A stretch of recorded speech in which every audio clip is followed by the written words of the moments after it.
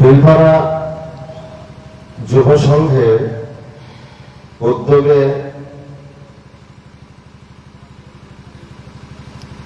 LP school প্রাঙ্গণে আয়োজিত মাহফিলে প্রতি বছরের মতো এই বছরও আয়োজিত মাহফিলে সভাপতির আসনকে অলঙ্কৃত করে যিনি বসে আছেন, সুনামধন্য মুআজ্জাজ হযরত সভাপতি সাহেব, মঞ্চে উপবিষ্ট মুআজ্জাজ ওয়াইজিনে কেরাম,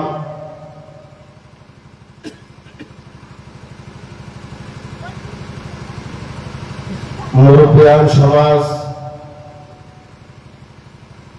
দিনদার ইমানদার মুসলমান ভাইরা, শিক্ষিত যুবক বন্ধুরা,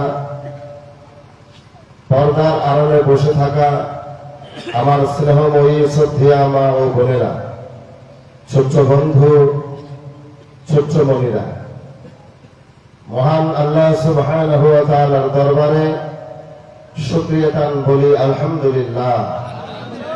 আওয়াজ দিয়ে বলি আলহামদুলিল্লাহ, আরো জোরে বলি আলহামদুলিল্লাহ। নবীজির উপরে দরুদ ও সালাম সবাই বলি সাল্লাল্লাহু আলাইহি ওয়াসাল্লাম।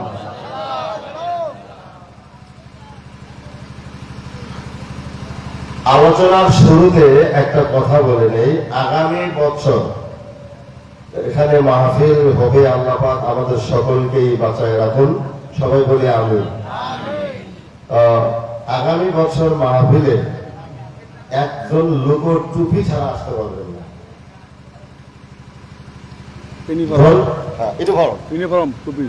টুপি রাখবো আমরা মুসলমান, আমরা কি তুমি কথা পাই না, তুমি চুপ থাকতে পারো, তোমার কথা লাগাম নাই, লাগামবিহীন কথা, তুমি চুপ করে থাকো। আমরা কি মুসলমান, টুপি আল্লাহ রাসূলের কি সুন্নাত। ধর্মীয় মাহফিলে আসলে আমাদের মাথায় টুপি নাই, তাহলে এটা আমাদের কি, এটা আমাদের জন্য জিনিসটা ভালো হলো না, ভালো দেখাতে ভালো দেখা গেল না। তো এই কারণে আমরা ধর্মীয় মাহফিল গুলো করার উদ্দেশ্য কি, উদ্দেশ্য হলো কি, উদ্দেশ্য এটাই যে আমাদের মধ্যে পরিবর্তন আসুক, আমাদের মধ্যে পরিবর্ধন আসুক। কথা বুঝতেছেন কি, আমাদের পরিবর্তন আসার কারণে ধর্মীয় মাহফিল গুলো করা হয়। আগামী বছর জলসা হবে, আল্লাহ যদি তৌফিক দেয়, এই জলসায় যে আমরা সকল বলে আসবো, দোকানপাট সব বন্ধ করে দেওয়া হবে, আমরা মাহফিলে আসবো, অজু দিয়ে আসবো, টুপি পরে, অজু দিয়ে টুপি পরে বা অজুর সাথে আমরা আদবের সাথে মাহফিলে বসে যাব। এটা হলো নিয়ম। কারণ এখান থেকেই এই মাহফিলটাই আমার জীবনের শেষ মাহফিল হতে পারে, এটা নিয়ত মনে মনে রাখা। এই মাহফিলটাই আমার জীবনের শেষ মাহফিল হতে পারে। আল্লাহর কাছে বলা, আল্লাহ এটাই যদি আমার জীবনের শেষ মাহফিল হয়ে যায়, তাহলে ঈমানের সাথে আমাকে মউতটা নসিব করে দিও। জোরে বলুন আমিন, আর জোরে বলি আমিন। এই জন্য রাসূল মাকবুল সাল্লাল্লাহু আলাইহি সাল্লামের মাথায় টুপি ছিল, টুপি পরতেন। তো আমরা ধর্মীয় মাহফিলে আসতে আমাদের মাথায় টুপি থাকা দরকার কিনা? যদিও একটা টুপি 10 টাকাতে পাওয়া যায়, 20 টাকা 50 টাকাতে টুপি পাওয়া যায়, আবার 5 টাকাতেও পাওয়া যায়। এটা সাদা পাতলা টুপি গুলা 5 টাকা হলে একটা টুপি হয়ে যায়। তো 5 টাকা টুপি, দাম 5 টাকা, কিন্তু থাকে কোথায়? মাথার উপরে। কোথায়? মাথায়। জুতোর দাম 1500 টাকা, থাকে কোথায়? পায়ের তলে। তো তফাৎ আছে কিনা? আছে। অতএব টুপি রাসূল করিম সাল্লাল্লাহু আলাইহি সাল্লামের সুন্নতের মুবারাকা। এই কারণে আমরা আগামী বছর সকল যুবক তরুণ কিশোর বন্ধুদের বলছি, এখানে যত যুবক আছেন, তরুণ আছেন, কিশোর আছেন, সকলকেই বলছি আগামী বছর ওযু দিয়ে টুপিটা মাথায় পরিয়ে, সাদা টুপি মাথায় পরিয়ে আমরা মাহফিলে আসবো ইনশাআল্লাহ। একটু আওয়াজ দিয়ে বলেন ইনশাআল্লাহ। ইনশাআল্লাহ বললে কি গুনাহ হবে? আওয়াজ দিয়ে বলি ইনশাআল্লাহ। আলোচনার দিকে যাব। মাথায় দিয়ে আসবো না, কমিটির তরফ থেকে দিয়ে দিই। যদি মাথায় আপনারা দিয়ে না আসেন, আপনার হয়তো কিনতে পারেন নাই, মাথায় দিয়ে আসতে পারলেন না, কালা টুপি মাথায় দিয়েছেন। কালা টুপি বুঝেন তো, মানে খালি মাথা। কালা টুপি মানে খালি মাথায় আই বসছেন, তাহলে আমাদের জলসা কমিটির পক্ষ থেকে আপনাকে একটা টুপি হাদিয়া দেওয়া হবে। জি জি জি একটা টুপি আমরা হাদিয়া দিয়ে দিব। সাদা টুপি, ইউনিফর্ম। সাদা টুপি, ইউনিফর্ম, হ্যাঁ, আমরা একটা হাদিয়া দিয়ে দিব। তো এটা হলো আমাদের জলসা কমিটির পক্ষ থেকে এই কথাটা। তো যাই হোক, আলোচনাটা খুবই সংক্ষিপ্ত। তো আজকে আমাদের যুব সমাজ নষ্ট হয়ে গেছে। এই যে এখানে আছে, আমি বাড়ি থেকে এসে দেখি কয় বছর ছেলেটার বয়স? ছোট বাচ্চা, 10-11 পুরা চালাইছে। ওকে ঘেরাও করে ধরে 8-10 দিন খারাপ গেছে, কিন্তু এইদিকে ওর লক্ষ্য নাই, ও পুরা চালাইছে। আমি চটটা উঠাইছিলাম কিন্তু মারিনি, বসাই নাই, কার যে সন্তান তাও জানি না।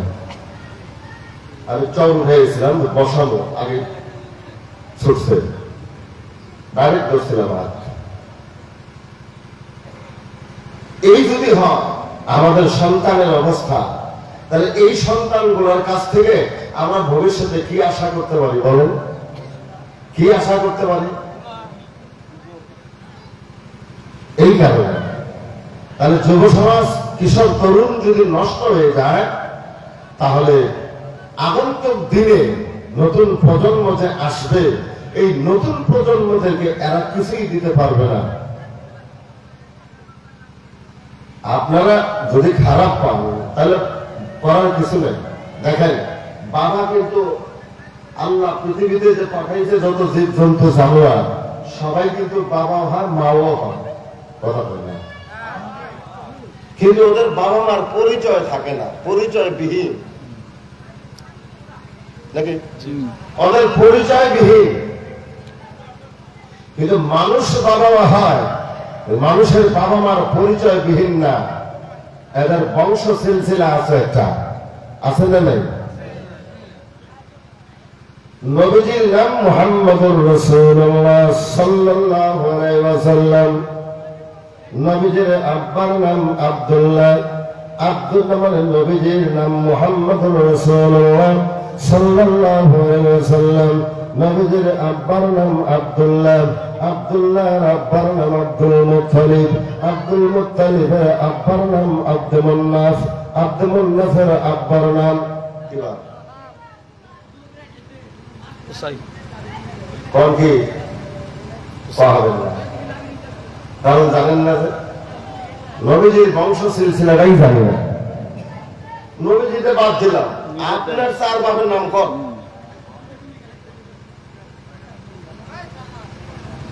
আপনার নাম ইদ্রিস আলী, ধরলাম আগে। ইদ্রিস আলীর বাবার নাম শমশের আলী, আপনার দাদার নাম তাইলে বাইরে কবেন, কিন্তু দাদার বাবার নাম কো আপনার জন্ম আছে, কথা বল না। আমরা হলাম এই জাতের মুসলমান, বংশ পরিচিতি, বংশ পরিচয়, বংশ পরিচিতি, নসব নামা একটা সিলসিলা।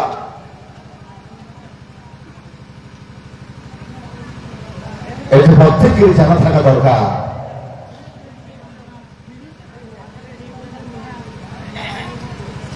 এই কারণে মুহাম্মদুর রাসূলুল্লাহ সাল্লাল্লাহু আলাইহি সাল্লামের বংশ সিলসিলাটা 90 জন পিতার নাম আজও ইতিহাসে লেখা রাখছে, একদম চকচকা স্পষ্ট ইতিহাস আছে। তার বকরি কয়টা আছে, বকরি কয়টার ইতিহাস আছে, নাম কয়টাও লেখা আছে, ইতিহাস ধরে রাখছে। আমাদের ছেলেদের বংশ এরা বর্তমান যে সিচুয়েশন দাঁড়িয়ে গেছে, এই অবস্থায় যদি চলে তাহলে আগন্তুক নতুন প্রজন্ম যে আসবে ওদের সামনে এরা পরিচয়টাই দিতে পারবে না। এমন একটা অবস্থা আসবে মুসলমানদের। এই কারণে সব অভিভাবকদেরকে আমি অনুরোধ করতেছি, আপনারা একটু সজাগ হন, একটু অ্যালার্ট হন, একটু সাবধানতা অবলম্বন করেন। সন্তান যা চাইব আপনি তাই দিবেন না। সন্তানকে ভালো মন্দ দেখার দায়িত্ব আপনার। আপনার সন্তানের ভালোটা সবাই দেখতে পারবে না, কিন্তু মন্দটা সবাই দেখতে চায়। কথা বলেন না কেন? আমার একজন কয়, হুজুর আমি ডিসির বাপ, ডালিগাঁও সবাই গেছি, কয় আমি ডিসির বাপ, আমি ডিসির বাপ, আমার বেড়ি একটা ডিসি। তো আমি বেড়ি ডিসি হিসেবে অহংকার করতেছেন, আমি বেড়ি নামাজ পড়ে গিয়ে আর কথা বলবো, আর কথা বলবো। তাহলে কি হলো? এটা কি হইল? এটা ডিসির বাপ, ওটা অহংকার একটা দেখা দিল। আমি ডিসির বাবা, ডিসির বাবা হয়েছে কি হয়েছে? আপনার বেড়ি নামাজ পড়ে গিয়ে একটা কথা বলুক, একদম চুপ হয়ে যাবে। এই পরিস্থিতি বর্তমান আমাদের সমাজ ব্যবস্থাগুলো। একটা মানুষ মসজিদে আসে না, নামাজ পড়ে না, নামাজে খুঁজে পাওয়া যায় না, মসজিদে খুঁজে পাওয়া যায় না, জুমার দিনে খুঁজে পাওয়া যায় না। জাতি আজকে রসগোল্লা চলছে। যেমন ধরেন ঈদের দিন সকালবেলা থেকে শুরু করে মানে যত ভেজাল আছে সব ঈদের দিনে সকালে থেকে শুরু হয়ে গেছে ঈদের নামাজের আগ পর্যন্ত। ঈদের নামাজে কোন মতন টাইমে বাইরে যায়, একটা রাকাত পাইছে, বাচ্চা তকবীর পাইছে, আছে না নেই বলে? এমন অবস্থা কেন? আরে বাবা, এই ঈদটা যে আপনি করতেছেন কি জন্য করেন? এই নামাজের জন্যই তো। ঈদের দিন সকালে মসজিদে জায়গা হয়, কথা কয় না, মসজিদে জায়গা হয় না।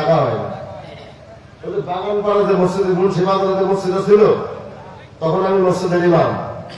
ওই মসজিদের মধ্যে রাত 2টার সময় মুসল্লিরা আইছে, রাত 2টার সময়, নামাজ হলো 5টায়, রাত 2টার সময় আইছে মুসল্লি। আর পরে কিরম নামাজ হয়ে গেছে রাত 2টা বাজে, এখনো মসজিদে তালা বন্ধ। চিন্তা করেন আপনি, ও কিন্তু আজকে আইসে নামাজ পড়ার জন্য, মসজিদে ডেইলি যায়। রাত 2টার সময় মসজিদ করে দিয়ে বই থাকবো, জায়গা পাওয়া যায় না। আমাদের সুন্নতটা সুন্নতের পড়ার জায়গা পাই না, ব্যস্ত, মসজিদ লুট হয়ে গেছে। আপনি বলেন ঠিক না? ঠিক। কিন্তু ওই দিন যদি শুক্রবার হয়, ঈদের দিনটা যদি শুক্রবার হয়, তাহলে জুমার নামাজেই আর একটারও খুঁজে পাওয়া যায় না। কথা বলেন, কথা ঠিক কিনা? ঈদের নামাজের জন্য ফজর এইভাবে আইসেন না, ভাই ঈদের নামাজ পড়ুন। ঈদের নামাজ, ঈদের নামাজ হলো ওয়াজিব নামাজ। ঈদের নামাজ কি? ওয়াজিব নামাজ। আর জুমার নামাজ কি? ফরজ নামাজ। এই ফরজ নামাজের মধ্যে আপনার এত গাফিলতি, আপনি জুমার দিন ফরজে আসতে পারেন না, জুমার নামাজ আপনি পড়তে পারেন না। কি আর ওয়াজ করবো আমি আপনাদের? কি ওয়াজ শোনাবো? নামাজের ফন্দাখানা ঠিক নেই, নামাজের আদর্শ নেই, নামাজের আদব নেই। এই মসজিদে ফজর কয়জন মুসল্লি হয়? আপনারা কই থাকেন? এই গ্রামের মানুষ কই থাকে? কথা হয় না। গ্রামের মানুষ তো গ্রামেই থাকে। মসজিদে আজান হয়েছে, আপনি শোনেন নাই? আপনি মুসলমান একজন, আপনার নামাজে আসার দায়িত্ব, কর্তব্য। আপনি মসজিদে আসেন, রুজু করেন, মসজিদে আসেন, বা জামাতে নামাজ পড়েন, এটা মুসলমানের দায়িত্ব। বাড়িতে নামাজের প্রশিক্ষণ দেন, বাড়িতে সকলকে নামাজের নির্দেশ দেন। এটা হলো একজন অভিভাবকের দায়িত্ব। আপনার ছেলেরা আপনি একজন নামাজের কথা কর না, আপনার ছেলে তো মোবাইল চালাবই, পাবজি খেলবই, কারণ নামাজের পরিবেশ নাই বাড়িতে, রোজার পরিবেশ নাই। রোজা যদিও রাখেন, তারা একদিনও আসেন না, কথা কর না কেন আপনারা?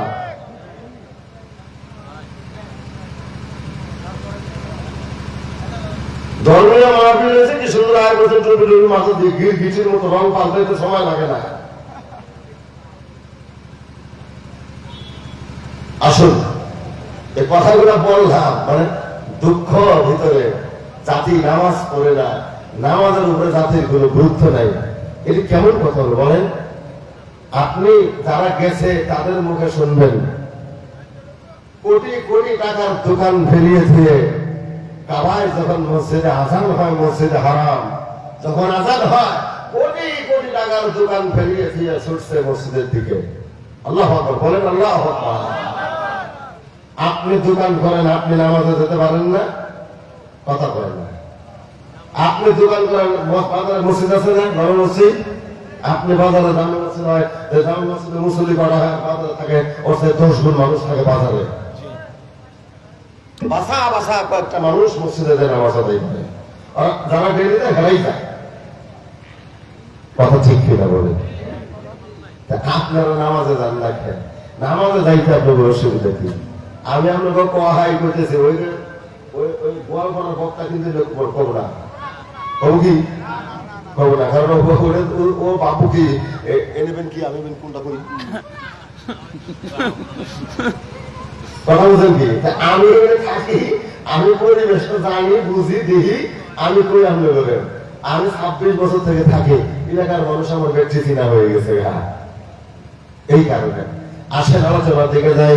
লা ইলাহা ইল্লাল্লাহ, লা ইলাহা ইল্লাল্লাহ, লা ইলাহা ইল্লাল্লাহ, লা ইলাহা।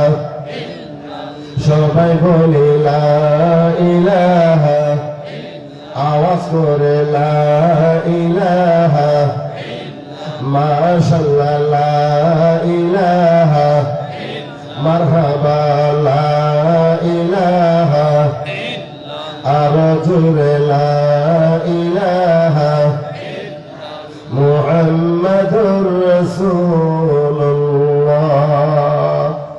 সাল্লাল্লাহু আলাইহি ওয়াসাল্লাম। কোরআন শরীফে একটি আয়াতে কারিমা তেলাওয়াত করেছি সূরা আহজাব থেকে, আহজাবের একটা আয়াত, আর হাদিস শরীফ থেকে একটি হাদিস পাঠ করেছি। বাস, এটা আমার আজকে ওয়াজের মওজু।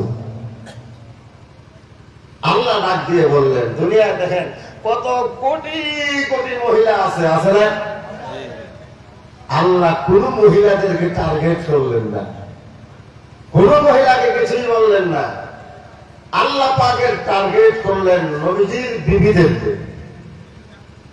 নবীজি মুহাম্মদ রাসূলুল্লাহ সাল্লাল্লাহু আলাইহি সাল্লামের স্ত্রীদেরকে টার্গেট করলেন।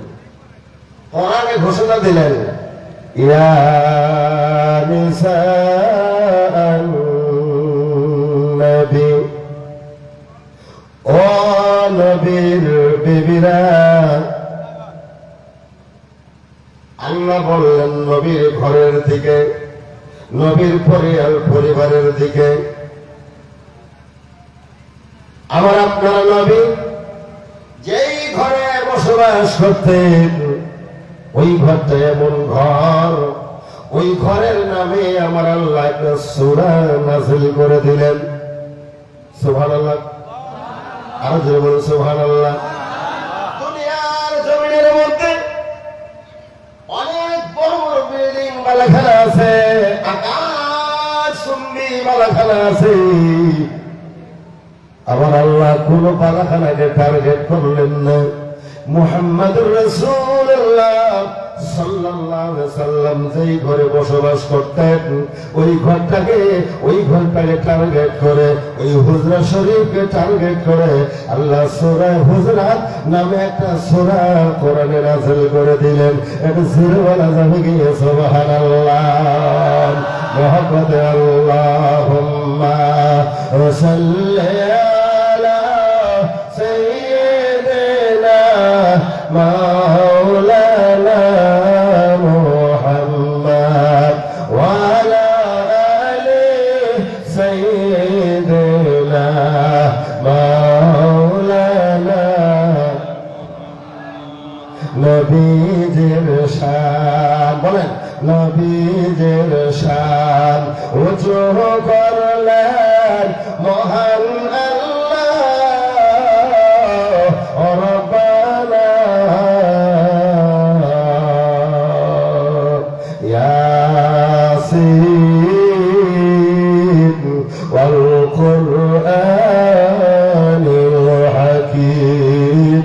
কোরআন পাকের ঘোষণা আল্লাহুম্মা সাল্লি আলা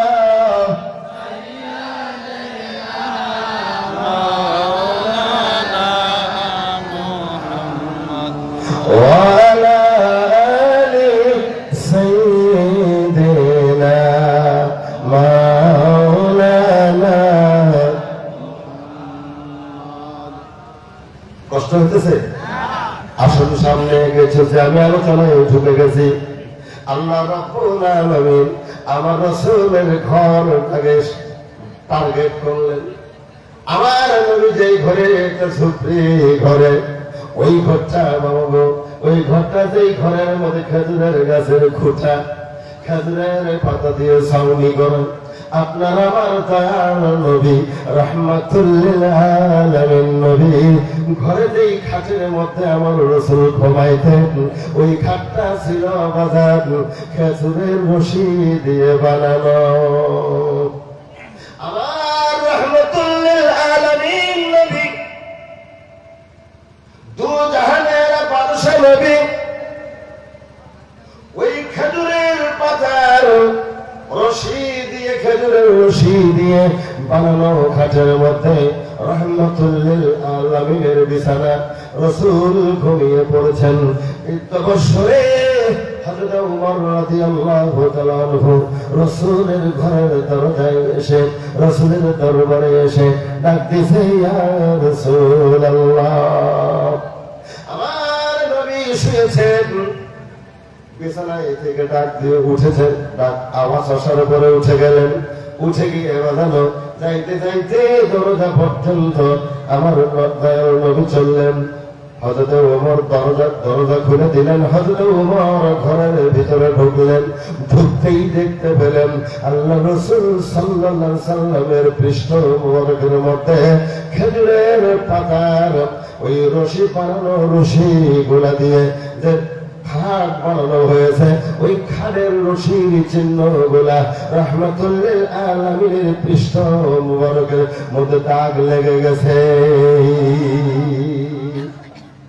হযরত ওমর আল ফারুক রাদিয়াল্লাহু তাআলা আনহু ডাক দিয়ে বললেন দুই চোখের পানি ছেড়ে দিয়ে বললেন ইয়া রাসূলুল্লাহ ইয়া হাবিবাল্লাহ রাহমাতুল লিল আলামিন নবী গো শাফিউল মুযনিবিন নবী গো আপনাকে আমার আল্লাহ দু জাহানের বাদশা করে পাঠিয়েছেন পৃথিবীর জমিনে কত বড় বড় আকাশ স্তম্ভী সিংহাসন আছে ইয়া রাসূলুল্লাহ তারা দুনিয়াতে সুখ শান্তিতে বসবাস করে আপনি রাসূল দু জাহানের রাসূল সকল রাসূলের রাসূল আপনি সকল নবীদের নবী হলেন আপনি আপনার বিছানার মধ্যে একটা চাদর পর্যন্ত নাই এই বিছানার মধ্যে খেজুরের রশি দিয়ে বানানো খাটের মধ্যে আপনি ঘুমান হযরত ওমর বলতেই কেঁদে ফেললেন চোখের কোণা দিয়ে পানিগুলো গাল বেয়ে চট চট করে পড়তেছে নবীজি জিজ্ঞেস করলেন ওমর কেন কান্দ কেন কাঁদরে ওমর কেন কান্দ ইয়া রাসূলুল্লাহ আপনার পৃষ্ঠ মুবারকের মধ্যে খেজুরের পাতার রশির চিহ্ন গুলো দাগ বসে গেছে এটা হলো রাহমাতুল লিল আলামিনের বিছানা এই ঘরের মধ্যে আমার রাসূল বসবাস করতেন আর নবীজির মেম্বার থেকে ঘর বাজার বেশি দূরে না 20 মিটারের মতো জায়গা এই জায়গা খালির মধ্যে আমার রাসূল একবার যাইতেন একবার আইতেন মসজিদে যদি 5 বার আসে তাহলে 5 বার আসে 5 বার গেছে বাবা 5 বার আসে 5 বার গেছে কত হলো 10 বার এরপরও রাসূল যখন ওই জমিনের উপরে ঘোরাফেরা যখন করলেন চলাফেরা করে আমার আল্লাহ ডাক দিয়ে কয় নবী গো আপনি জানেন না এই যে কাবা শরীফ এই কাবা শরীফের মধ্যে 1 রাকাত নামাজ যদি কেউ পড়ে তাহলে 1 লক্ষ রাকাত নামাজ আদায়ের সওয়াব পাবে সুবহানাল্লাহ বলেন আমার রাসূলের জবানে ঘোষণা দিলেন 1,00,000 রাকাতের সওয়াব দেওয়া হবে।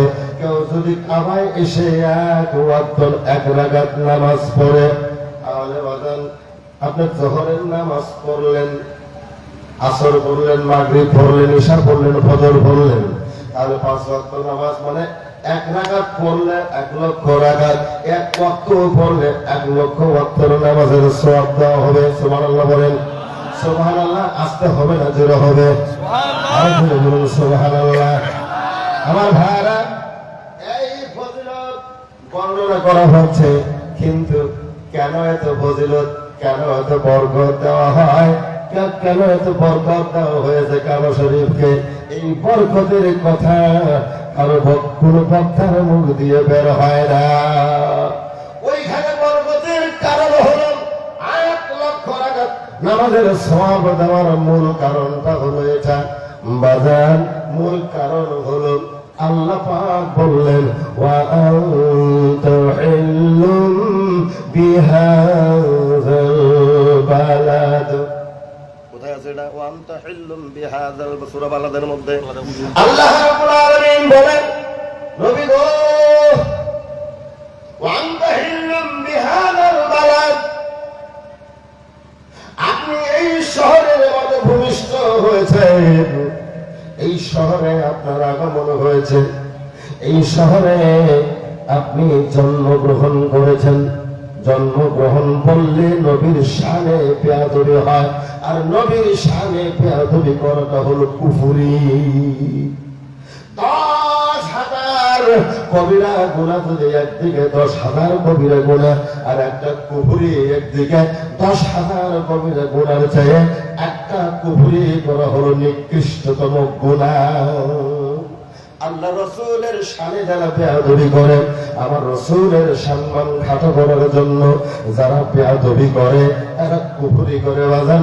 রসুলের শানে বেয়াদবি করাটা হলো কুফরির সমতুল্য, কুফরি করা বাজান। এই কারণে রসুলকে জন্ম বললে বাজান বেয়াদবি হয়। আমি রসুলের গোলাম, আমি রসুলের শানে বেয়াদবি করিতে পারি না। আমার ভাইরা, নবীজি আল্লাহ পাক বললেন, ওয়া তাহিল্লুম বিহাযাল বালাদ, নবী গো,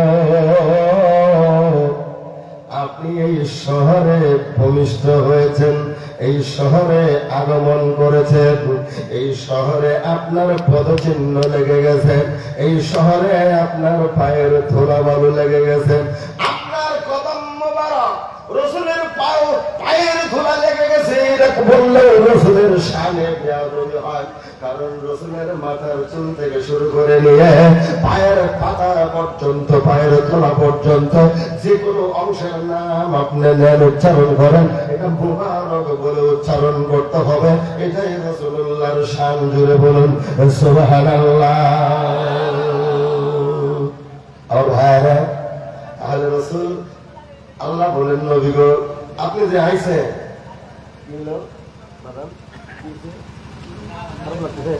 আপনি তো পিছনে বলছেন কে? আবার প্যান্ডেল দেওয়া লাগবে না?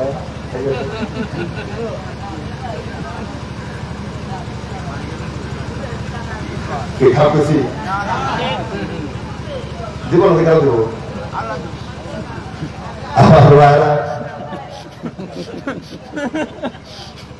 এই কারণে বললাম, আমার আল্লাহ বলেন, নবী গো, আপনি এই জমিনের উপরে আগমন করেছেন, আপনার হাতের চিহ্ন, আপনার পায়ের চিহ্ন, আপনার শরীরের চিহ্ন এখানে লেগে গেছে। ইয়া রাসূলুল্লাহ, ওয়া আনতা হিল্লুম বিহাযাল বালাদ, এই কারণে আপনার আপনার কদম মোবারকের ধুলা বালু বলে আচরণ বিচরণ করার কারণে আমি আল্লাহ এই জমিনের ইজ্জত সম্মান বাড়িয়ে দিয়েছি। সুবহানাল্লাহ। ওই যে সূরা 3-এর মধ্যে আমার আল্লাহ বলেছেন, ওয়াতুরি সিনিনা ওয়া হাযাল বালাদিল আমিন।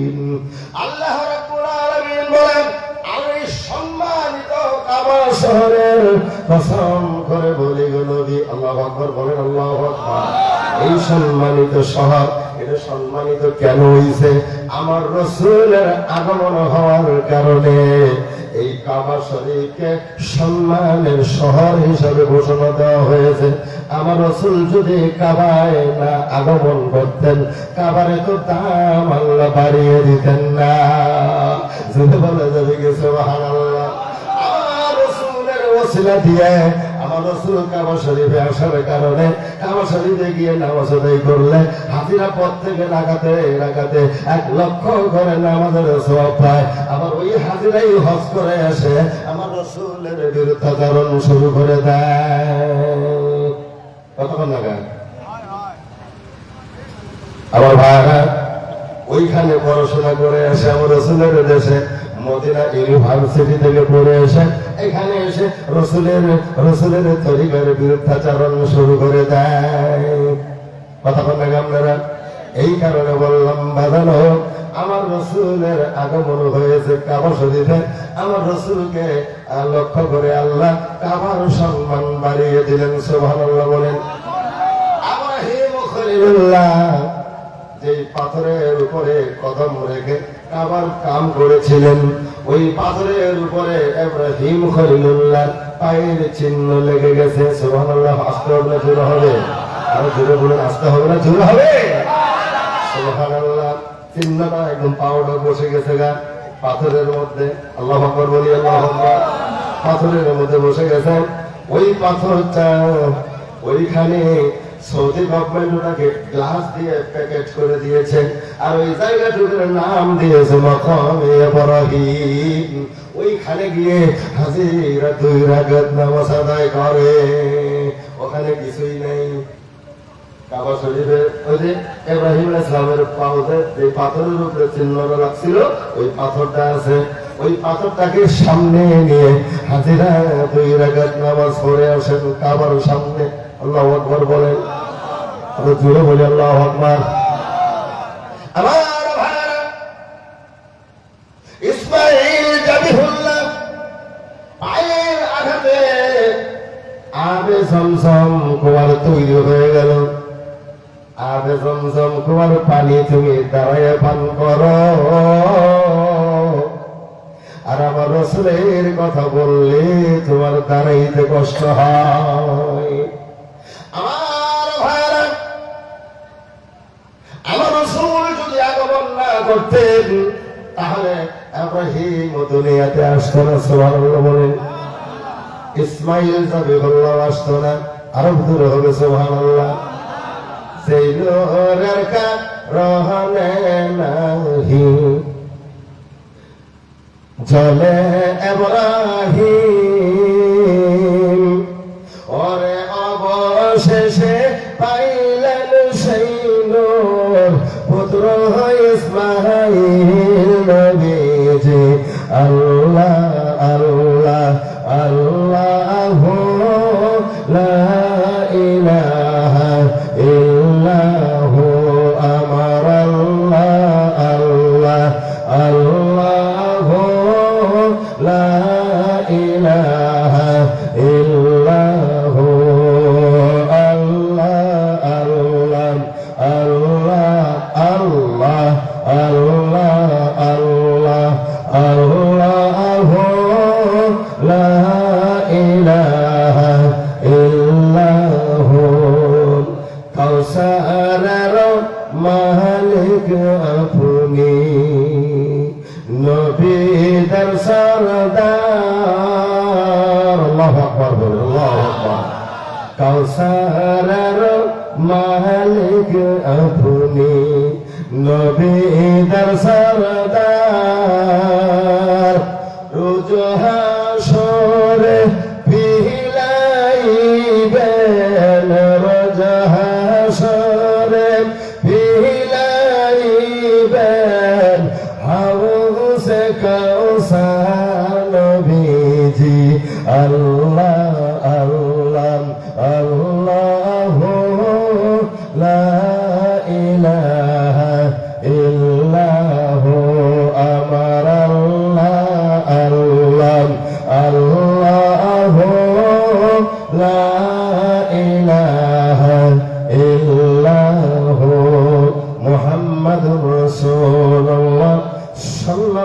সাল্লাল্লাহু আলাইহি ওয়াসাল্লাম। ইব্রাহিম আলাইহিস সালামের আমার দিকে তাকান আপনারা, ঘুম লাগছে আপনাদের? আমার দিকে তাকান। ইব্রাহিম আলাইহিস সালাম এই কপালের মধ্যে বাজানো, এই কপালের মধ্যে নূরে মুহাম্মদ ছিল। ইব্রাহিম খলিলুল্লাহ কপালের মধ্যে সুবহানাল্লাহ আস্তাগফিরুল্লাহ ছিল। হলো কি কি কি ছিল? কি ছিল? কি নূরে মুহাম্মদ সাল্লাল্লাহু আলাইহি সাল্লাম এইখানে বিরাজ করতেছিল। আমার ভাইরা, আমি একটু বলবো, কথাটা শুনবেন নাকি? তার মানে ইব্রাহিম আলাইহিস সালাম যাইতেছিলেন মাদায়েন শহরের দিকে। ও বাজার, মাদায়েন শহরে যাইতে যাইতে রাত 3টের সময় দেখে হঠাৎ গিয়ে সামনে পড়ে গেছে, দেখা যায় বিরাট বড় লম্বা কাতার, বিরাট লম্বা কাতার। শুনতেছেন আপনারা? সভাপতি হুজুর, জি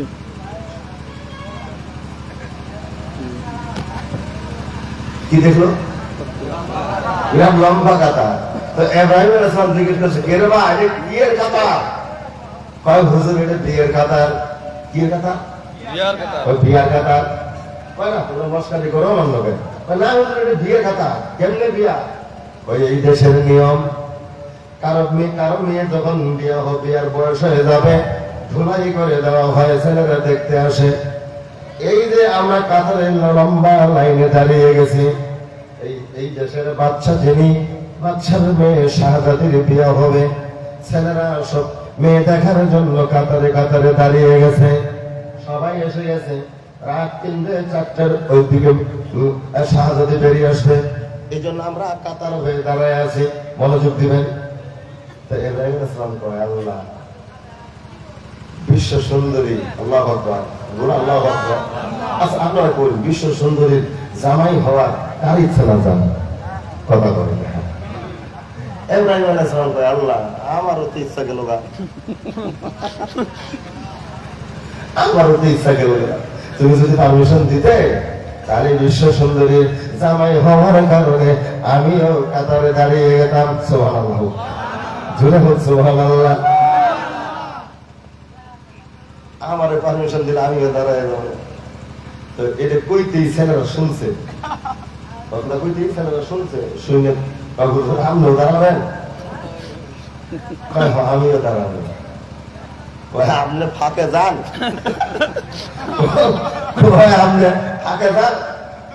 আমরা এত তন্দুরস্ত ইস্তারি মিস্তারি মাইরে কাপড় চোপড় মুখ টুমুক করে কর করে আইছি, আপনারা এনে আপনি এসে বাসাব্বা গায়ে দিয়ে দাঁড়াবেন, ফাঁকে দাঁড়ান। বিশ্ব সুন্দরী আমগুলো দেখি 9 লাইক করে দেয় নাকি? 9 লাইক আমগুলি 9 লাইক করে নাকি? আপনি আপনার ফাঁকে দাঁড়ান, ফাঁকে দাঁড়ান। ভাই ঠিক আছে বা, আমি তো ফাঁকেই দাঁড়াই, আমি ফাঁকেই দাঁড়াবো, তোমার কোনো টেনশন নাই। তো ইব্রাহিম আলাইহিস সালাম আল্লাহরে কয়, আল্লাহ তুমি যদি আমারে পারমিশন দিতে, আমিও দাঁড়াই যেতাম। আমারও মনে চায় আমি বিশ্ব সুন্দরী জামাই হই। আপনারও মন চায় না? কথা বলেন, আপনারও মন চায় না? প্রত্যেকেরই মনে চায় আমার বউরা সুন্দরী হোক। সুবহানাল্লাহ বল, আর জোরে বল সুবহানাল্লাহ। আমার ভাইরা, ইব্রাহিম খলিলুল্লাহ, ইব্রাহিম আলাইহিস সালাম ওই কাতারের অনেক দূরে গিয়ে দাঁড়ায় গেলেন। একলাই দাঁড়ায় আছেন। বাদল আব্বা আব্বা গায়ে দিয়ে লম্বা চুপ্পা গায়ে দিয়েছে, মাথায় পাগড়ি, মুখে সুন্নতি দাড়ি, পয়গম্বর মানুষ, যেমন সুন্দর তেমন চাকচিক্য পূর্ণওয়ালা ব্যক্তি দাঁড়িয়ে গেছেন। আমাদের এই আমার দিকে আসেন, আমার কথার দিকে তাকান। দাঁড়ায় গেছে, রাত 3টে বাজে। সুবহানাল্লাহ, আস্তে বড় জোরে হলো।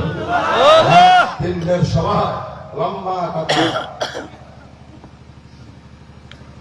ওইদিকে ঘরের মধ্যে বিশ্ব সুন্দরী ডাক দিছে, কি গো দাসীরা, দাসীরা তোরা কই রে, আয় আমারে ভালো করে সাজিয়ে দে, আমারে দামি শাড়িটা পরাইয়া দে, রাজকীয় মুকুট আমার মাথায় ভরিয়ে দে।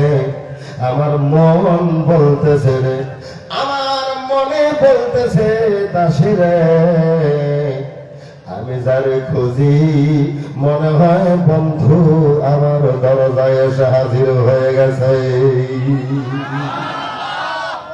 ওহো মাহবুব মাওলা রে কি নাম লহিয়া ডাকবো তোমারে আল্লাহ আল্লাহ আল্লাহ আল্লাহ আল্লাহ আল্লাহ আল্লাহ আল্লাহ ওহো মাহবুব মাওলা কি নাম লহিয়া ডাকবো তোমারে। কি কইছে? আমার মনে বলতেছে আমি তারে খুঁজি, বন্ধু মনে হয় আমার দরজায় এসে দাঁড়িয়ে গেছে। দাসীরা ঘরে ঢুকে পড়েছে, রাত ৩টার সময় ঢুকে পড়েছে ঘরে। দাসীরা বলতেছে কি গো বিশ্ব সুন্দরী, আজকে আপনার মুখটা ফর্সা ফর্সা মনে হচ্ছে, মুখটা আনন্দ আনন্দ মনে হয়, মুখটা যেন কেমন কেমন লাগতেছে। দাসীরা বেশি দেরি করিস না, আমারে ভালো করে সাজিয়ে দে, আমার জীবনের মতো করে আমাকে সাজিয়ে দে, যে সাজে সাজলে আমাকে ভালো লাগবে ওই সাজে আমাকে তোরা সাজিয়ে দে। আমার মন বলতেছে দাসীরে বন্ধু আমার দরজায় এসে হাজির হয়ে গেছে। সুন্দর করে সাজিয়ে দিল, রাজকীয় মুকুট মাথায় পরিয়ে দিয়েছেন। ঘর থেকে রাত ৩টার সময় বিশ্ব সুন্দরী ঘর থেকে বেরিয়ে গেছেন। পানের বাটা হাতে নিয়ে বিশ্ব সুন্দরী গেছে লাইনের মাথায়, যাওয়ার কথা পূব লাইনের দিকে। ওই দিকে গেলেন না, বিশ্ব সুন্দরী সেটা গেলেন পশ্চিম কর্নারের দিকে। তার মানে ইব্রাহিম খলিলুল্লাহ যেখানে দাঁড়িয়ে আছেন, বিশ্ব সুন্দরী সেটা ওই দিকে যাওয়া শুরু করে দিয়েছেন। ধরে বলুন সুবহানাল্লাহ। ওহ পাক সুবহান, কে বুঝিতে পারে তোমার শান। আল্লাহ আল্লাহ আল্লাহ আল্লাহ আল্লাহ আল্লাহ। ওহ পাক সুবহান, কে বুঝিতে পারে তোমার শান। আল্লাহ আল্লাহ আল্লাহ আল্লাহ আল্লাহ আল্লাহ আল্লাহ আল্লাহ। ওহ পাক সুবহান, কে বুঝিতে পারে তোমার শান। তুমি জিন্দা কে মারিতে পারো, জিন্দা কে মারিতে পারো, মরার পারো দিতে চান। কে বুঝিতে পারে তোমার শান। আল্লাহ আল্লাহ আল্লাহ আল্লাহ আল্লাহ আল্লাহ আল্লাহ আল্লাহ। ওহ পাক সুবহান, কে বুঝিতে পারে তোমার শান। ওটা ঠিক কি না? কি পারে আল্লাহর শান বুঝিতে? আল্লাহর শান বোঝার ক্ষমতা কার আছে? আল্লাহু আকবার বলেন, আল্লাহু আকবার। উনি কত ঘাটকে অঘাট বানিয়ে দিয়েছেন, কত অঘাটকে ঘাট বানিয়ে দিয়েছেন। কথা বলে না, কে বানিয়েছেন? আল্লাহর নাম মুখ আসতে শুনি কে বানিয়েছেন? আল্লাহ বানিয়েছেন। কত অঘাত করলো, কত অঘাতকে ঘাট করলো, পাহাড়কে দরিয়ায় পরিণত করে দিয়েছে, দরিয়াকে পাহাড়ে রূপান্তরিত করে দিয়েছে। না রাখবে বাস। আমার ভাইরা সিধা যাইতেছে, কথা মনে আছে? সিধা যাইতেছে,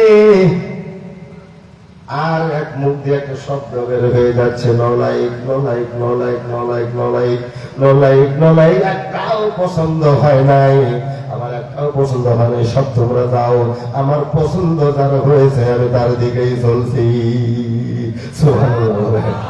বিশ্ব সুন্দরী কয় আমার যার পছন্দ হয়েছে আমি তার দিকে চলছি, একটাও পছন্দ হয়নি, ন লাইক সব রাখো, সব যাও। ও সর্বনাশ, ওই আপনারা উঠেন কেন গো? বহুত শুনলেন নাকি? আরো কত শুনবে? আনসার হিসেবে ওয়াজ। আমার ভাইরা, এবার ইব্রাহিম আলাইহিস সালামের দিকে চললেন। আম্মা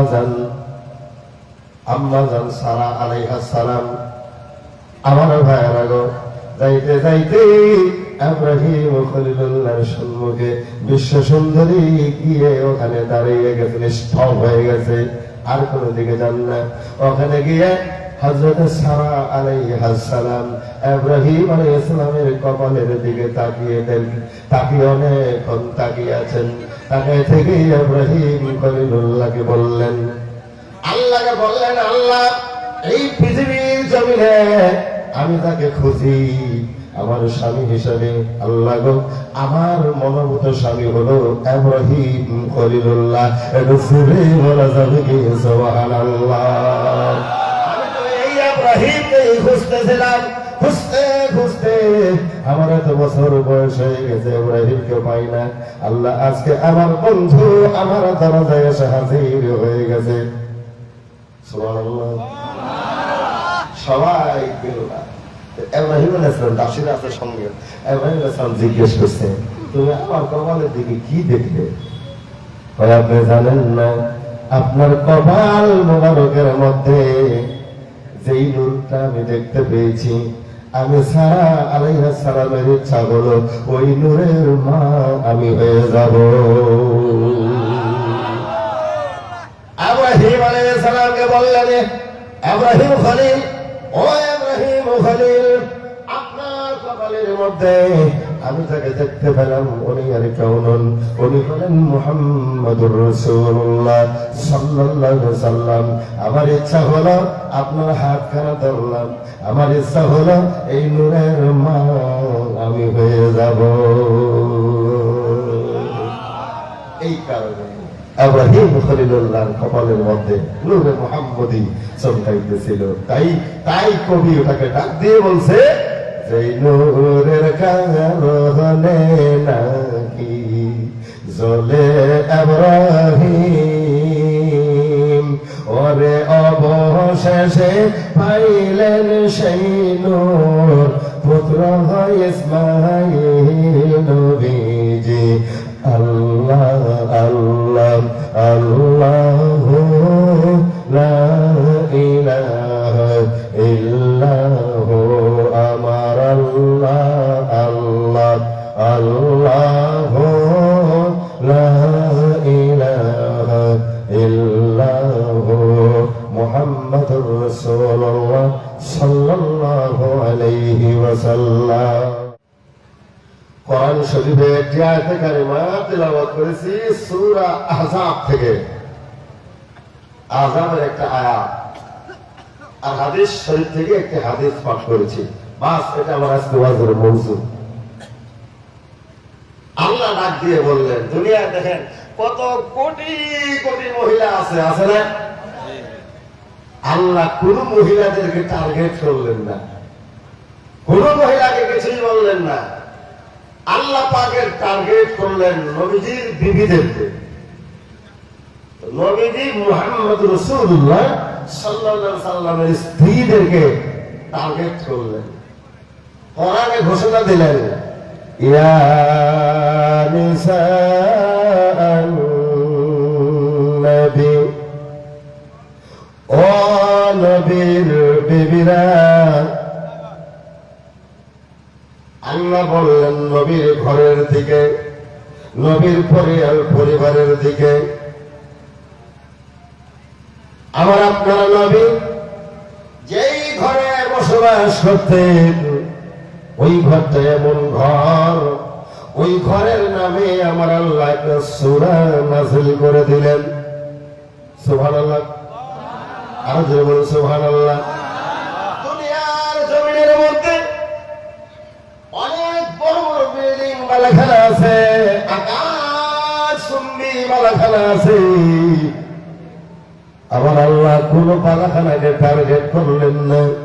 মুহাম্মদুর রাসূলুল্লাহ সাল্লাল্লাহু আলাইহি সাল্লাম যেই ঘরে বসবাস করতেন ওই ঘরটাকে টার্গেট করে, ওই হুজরা শরীফকে টার্গেট করে আল্লাহ সূরা হুজরাত নামে একটা সূরা কোরআনে নাযিল করে দিলেন। এটা জোরে বলা যাবে কি সুবহানাল্লাহ। মুহাম্মদ আল্লাহুম্মা সাল্লি আলা সাইয়্যিদিনা মাওলানা মুহাম্মদ ওয়া আলা আলি সাইয়্যিদিনা মাওলানা। নবীজির শান বলেন, নবীজির শান উঁচু করলেন মহান আল্লাহ রব্বানা।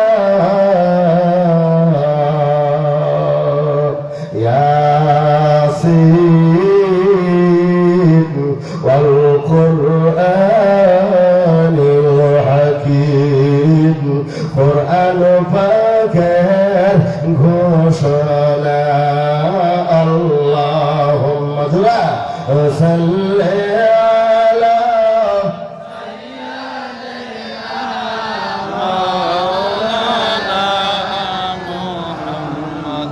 ওয়া আলা আলি সাইয়্যিদিনা মাওলানা। কষ্ট হইতেছে? আসল সামনে গেছে যে আমি আলোচনায় ঢুকে গেছি। আল্লাহ রাব্বুল আলামিন আমার রাসূলের ঘরটাকে টার্গেট করলেন। আমার নবী যেই ঘরে একটা সুপ্রি ঘরে, ওই ঘরটা বাবা, ওই ঘরটা যেই ঘরের মধ্যে খেজুরের গাছের খুঁটা, খেজুরের পাতা দিয়ে ছাউনি করা। আপনার আমার দয়াল নবী রাহমাতুল লিল আলামিন নবী ঘরে যেই খাটের মধ্যে আমার রাসূল ঘুমাইতেন, ওই খাটটা ছিল বাজার খেজুরের রশি দিয়ে বানানো। আমার রাহমাতুল লিল আলামিন নবী দু জাহানের বাদশা নবী ওই খেজুরের পাতার রশি দিয়ে, খেজুরের রশি দিয়ে বানানো খাটের মধ্যে রাহমাতুল লিল আলামিনের বিছানা রাসূল ঘুমিয়ে পড়েছেন। এই তবসরে হযরত ওমর রাদিয়াল্লাহু তাআলা আনহু রাসূলের ঘরের দরজায় এসে, রাসূলের দরবারে এসে ডাক দিয়েছে, ইয়া রাসূলুল্লাহ।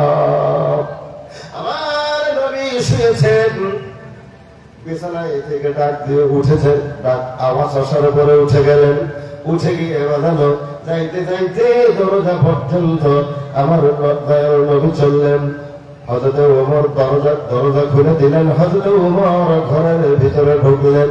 ঢুকতেই দেখতে পেলেন আল্লাহ রাসূল সাল্লাল্লাহু আলাইহি সাল্লামের পৃষ্ঠ মুবারকের মধ্যে খেজুরের পাতার ওই রশি বানানো, রশি গুলা দিয়ে যে খাট বানানো হয়েছে, ওই খাটের রশির চিহ্ন গুলা রাহমাতুল লিল আলামিনের পৃষ্ঠ মুবারকের মধ্যে দাগ লেগে গেছে। হযরত ওমর আল ফারুক রাদিয়াল্লাহু তাআলা আনহু ডাক দিয়ে বললেন, দুই চোখের পানি ছেড়ে দিয়ে বললেন, ইয়া রাসূলুল্লাহ, ইয়া হাবিবাল্লাহ, রাহমাতুল লিল আলামিন নবী গো, শাফিউল মুযনিবিন নবী গো, আপনাকে আমার আল্লাহ দু জাহানের বাদশা করে পাঠিয়েছেন। পৃথিবীর জমিনে কত বড় বড় আকাশ স্তম্ভী সিংহাসন আছে, ইয়া রাসূলুল্লাহ, তারা দুনিয়াতে সুখ শান্তিতে বসবাস করে। আপনি রাসূল, দু জাহানের রাসূল, সকল রাসূলের রাসূল আপনি, সকল নবীদের নবী হলেন আপনি। আপনার বিছানার মধ্যে একটা চাদর পর্যন্ত নাই। এই বিছানার মধ্যে খেজুরের রশি দিয়ে বানানো খাটের মধ্যে আপনি ঘুমান। হযরত ওমর বলতেই কেঁদে ফেললেন, চোখের কোণা দিয়ে পানিগুলো গাল বেয়ে বেয়ে চপ চপ করে পড়তেছেন। নবীজি জিজ্ঞেস করলেন, ওমর কেন কান্দ? কেন কাঁদো রে ওমর, কেন কান্দ? ইয়া রাসূলুল্লাহ, আপনার পৃষ্ঠ মুবারকের মধ্যে খেজুরের পাতার রশির চিহ্ন গুলো দাগ বসে গেছে। এটা হলো রাহমাতুল লিল আলামিনের বিছানা। এই ঘরের মধ্যে আমার রাসূল বসবাস করতেন। আর নবীজির মেম্বার থেকে ঘর বাজার বেশি দূরে না, 20 মিটারের মতো জায়গা। এই জায়গা খানির মধ্যে আমার রাসূল একবার যাইতেন, একবার আইতেন। মসজিদে যদি 5 বার আসে তাহলে 5 বার আসে, 5 বার গেছে। বাবা 5 বার আসে, 5 বার গেছে, কত হলো? 10 বার। এরপরও রাসূল যখন ওই জমিনের উপরে ঘোরাফেরা যখন করলেন, চলাফেরা করে, আবার আল্লাহ ডাক দিয়ে কয়, নবী গো, আপনি জানেন না এই যে কাবা শরীফ, এই কাবা শরীফের মধ্যে 1 রাকাত নামাজ যদি কেউ পড়ে তাহলে 1 লক্ষ রাকাত নামাজ আদায়ের সওয়াব পাবে। সুবহানাল্লাহ বলেন। আমার রাসূলের জবানে ঘোষণা দিলেন 1 লক্ষ রাকাতের সওয়াব দেওয়া হবে কেউ যদি কাবায় এসে 1 ওয়াক্ত 1 রাকাত নামাজ পড়ে। তাহলে বাজান, আপনি যোহরের নামাজ পড়লেন, আসর পড়লেন, মাগরিব পড়লেন, ইশা পড়লেন, ফজর পড়লেন, তাহলে 5 ওয়াক্ত নামাজ মানে 1 রাকাত পড়লে 1 লক্ষ রাকাত, 1 ওয়াক্ত পড়লে 1 লক্ষ ওয়াক্তের নামাজের সওয়াব দেওয়া হবে। সুবহানাল্লাহ বলেন। সুবহানাল্লাহ আসতে হবে না, জোরে হবে সুবহানাল্লাহ। সুবহানাল্লাহ। আমার ভাইরা, এই ফজিলত বর্ণনা করা হচ্ছে, কিন্তু কেন এত ফজিলত, কেন এত বরকত দেওয়া হয়, কেন এত বরকত দেওয়া হয়েছে কাবা শরীফকে, এই বরকতের কথা কারো কোন বক্তার মুখ দিয়ে বের হয় না। ওইখানে বরকতের কারণ হলো 1 লক্ষ রাকাত নামাজের সওয়াব দেওয়ার মূল কারণটা হলো এটা বাজান। মূল কারণ হলো আল্লাহ পাক বললেন, ওয়া আনতা হিল্লুম বিহাযাল বালাদ। কোথায় আছে এটা? ওয়া আনতা হিল্লুম বিহাযাল সূরা বালাদের মধ্যে আল্লাহ রাব্বুল আলামিন বলেন, নবী গো, ওয়া আনতা হিল্লুম বিহাযাল বালাদ, আপনি এই শহরের মধ্যে ভূমিষ্ঠ হয়েছেন, এই শহরে আপনার আগমন হয়েছে, এই শহরে আপনি জন্মগ্রহণ করেছেন। জন্মগ্রহণ করলে নবীর শানে বেয়াদবি হয়, আর নবীর শানে বেয়াদবি করাটা হলো কুফরি। 10,000 কবিরা গুনাহ যদি একদিকে 10,000 কবিরা গুনাহ আর একটা কুফরি একদিকে, 10,000 কবিরা গুনার চেয়ে একটা কুফরি করা হলো নিকৃষ্টতম গুনাহ। আল্লাহ রাসূলের শানে যারা বেয়াদবি করে, আমার রাসূলের সম্মান খাটো করার জন্য যারা বেয়াদবি করে, এরা কুফরি করে বাজান। রাসূলের শানে বেয়াদবি করাটা হলো কুফরির সমতুল্য, কুফরি করা বাজান। এই কারণে রাসূলকে জন্ম বললে বাজান বেয়াদবি হয়। আমি রাসূলের গোলাম, আমি রাসূলের শানে বেয়াদবি করিতে পারি না। নবীজি আল্লাহ পাক বললেন, ওয়া তাহিল্লুম বিহাযাল বালাদ, নবী গো,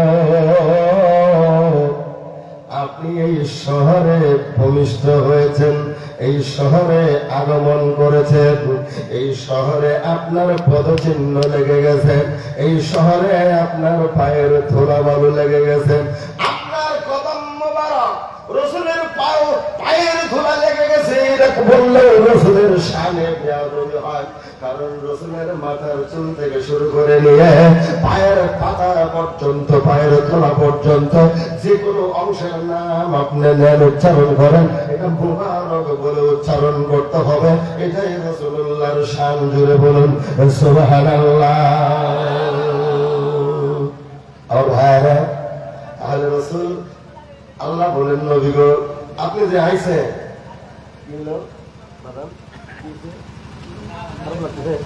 আপনি তো পিছনে বলছেন কে?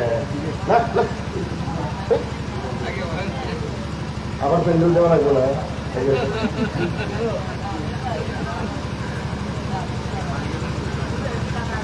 কি খাওয়াতেছি জীবন থেকে দেবো।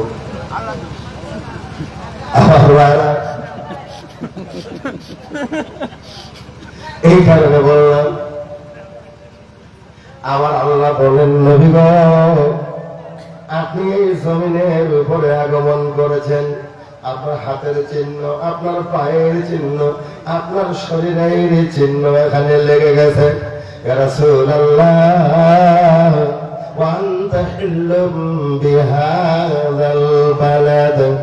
এই কারণে আপনার কদম মোবারকের ধুলা বালু বলে আচরণ বিচরণ করার কারণে আমি আল্লাহ এই জমিনের ইজ্জত সম্মান বাড়িয়ে দিয়েছি।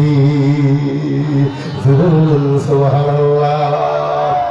ওই যে সূরা ৩-এর মধ্যে আমার আল্লাহ বলেছেন, ওয়াতুরি সিনিনা ওয়া হাযাল বালাদিল আমিন।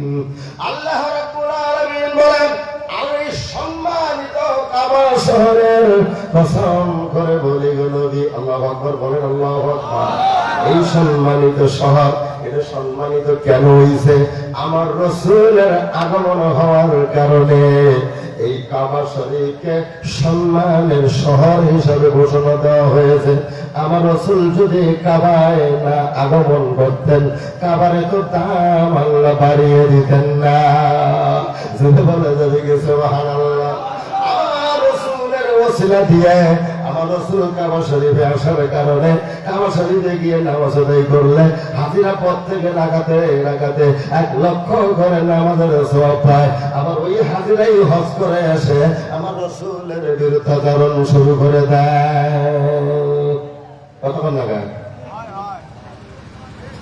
আমার ভাইরা ওইখানে পড়াশোনা করে আসে আমার রাসূলের দেশে মদিনা ইউনিভার্সিটি থেকে পড়ে এসে এখানে এসে রাসূলের তরিকার বিরুদ্ধাচরণ শুরু করে দেয়। কথা বলেন আপনারা। এই কারণে বললাম বাজানো, আমার রাসূলের আগমন হয়েছে কাবা শরীফে। আমার রাসূলকে লক্ষ্য করে আল্লাহ কাবার সম্মান বাড়িয়ে দিলেন। সুবহানাল্লাহ বলেন। ইব্রাহিম খলিলুল্লাহ যে পাথরের উপরে কদম রেখে কাবার কাম করেছিলেন, ওই পাথরের উপরে ইব্রাহিম খলিলুল্লাহ পায়ের চিহ্ন লেগে গেছে। সুবহানাল্লাহ। আসতে হবে না জোরে হবে? আরো জোরে বলেন, আসতে হবে না জোরে হবে? সুবহানাল্লাহ। চিহ্নটা একদম পাউডার বসে গেছে গা পাথরের মধ্যে। আল্লাহু আকবার বলি, আল্লাহু আকবার। পাথরের মধ্যে বসে গেছে। ওই পাথরটা ওইখানে সৌদি গভর্নমেন্ট ওটাকে গ্লাস দিয়ে প্যাকেট করে দিয়েছে, আর ওই জায়গাটুকুর নাম দিয়েছে মাকামে ইব্রাহিম।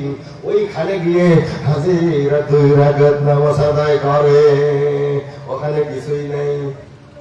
কাবা শরীফে ওই যে ইব্রাহিম আলাইহিস সালামের পাউতে যে পাথরের উপরে চিহ্নটা লাগছিল, ওই পাথরটা আছে। ওই পাথরটাকে সামনে নিয়ে হাজিরা 2 রাকাত নামাজ পড়ে আসেন কাবার সামনে। আল্লাহু আকবার বলেন। আরো জোরে বলি, আল্লাহু আকবার।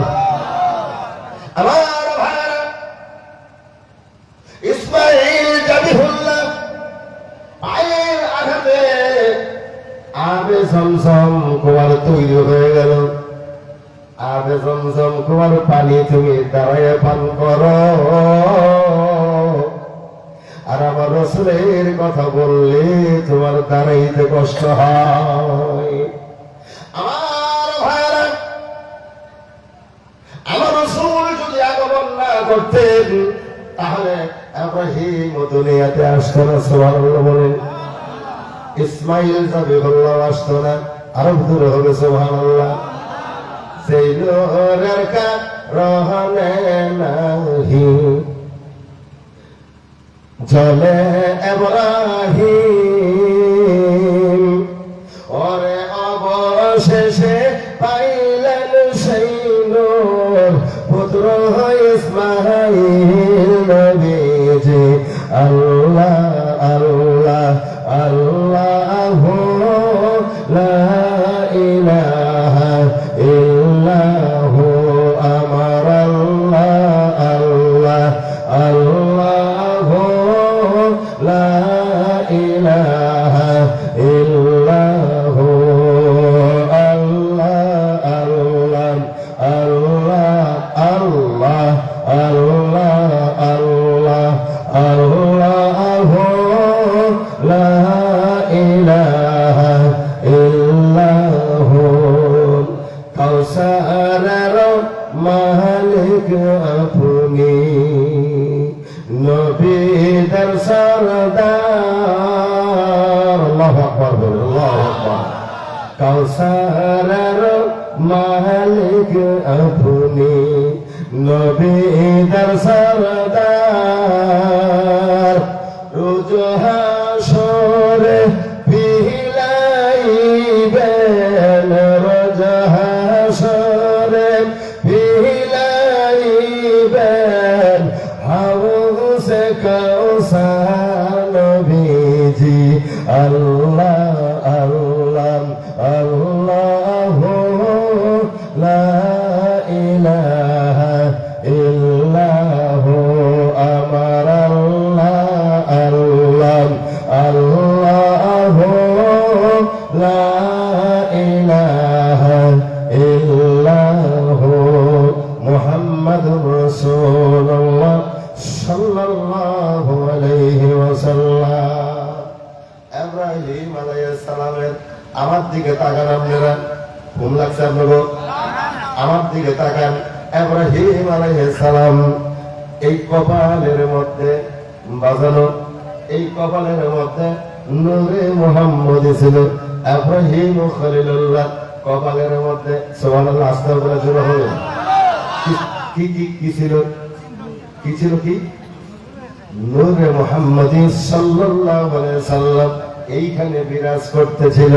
আমার ভাইরা, আমি একটু বলবো, কথাটা শুনবেন নাকি? তার মানে ইব্রাহিম আলাইহিস সালাম যাইতেছিলেন মাদায়েন শহরের দিকে। ও বাজার, মাদায়েন শহরে যাইতে যাইতে রাত 3টের সময় দেখা হঠাৎ গিয়ে সামনে পড়ে গেছে। দেখা যায় বিরাট বড় লম্বা কাতার, বিরাট লম্বা কাতার। শুনতেছেন আপনারা? সভাপতি হুজুর, জি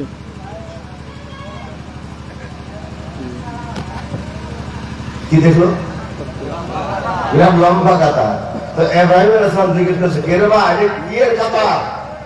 কয় হুজুর, এটা বিয়ের কাতার। কি কাতার? বিয়ার কথা। ওই বিয়ার কাতার। কয় না, তোমরা মস্কারি করো আমার লোকে। না হুজুর, এটা বিয়ের কাতার। কেমনে বিয়া? ওই এই দেশের নিয়ম, কারো মেয়ে যখন বিয়ে হবে, বিয়ার বয়স হয়ে যাবে, ধুলাই করে দেওয়া হয়, ছেলেরা দেখতে আসে।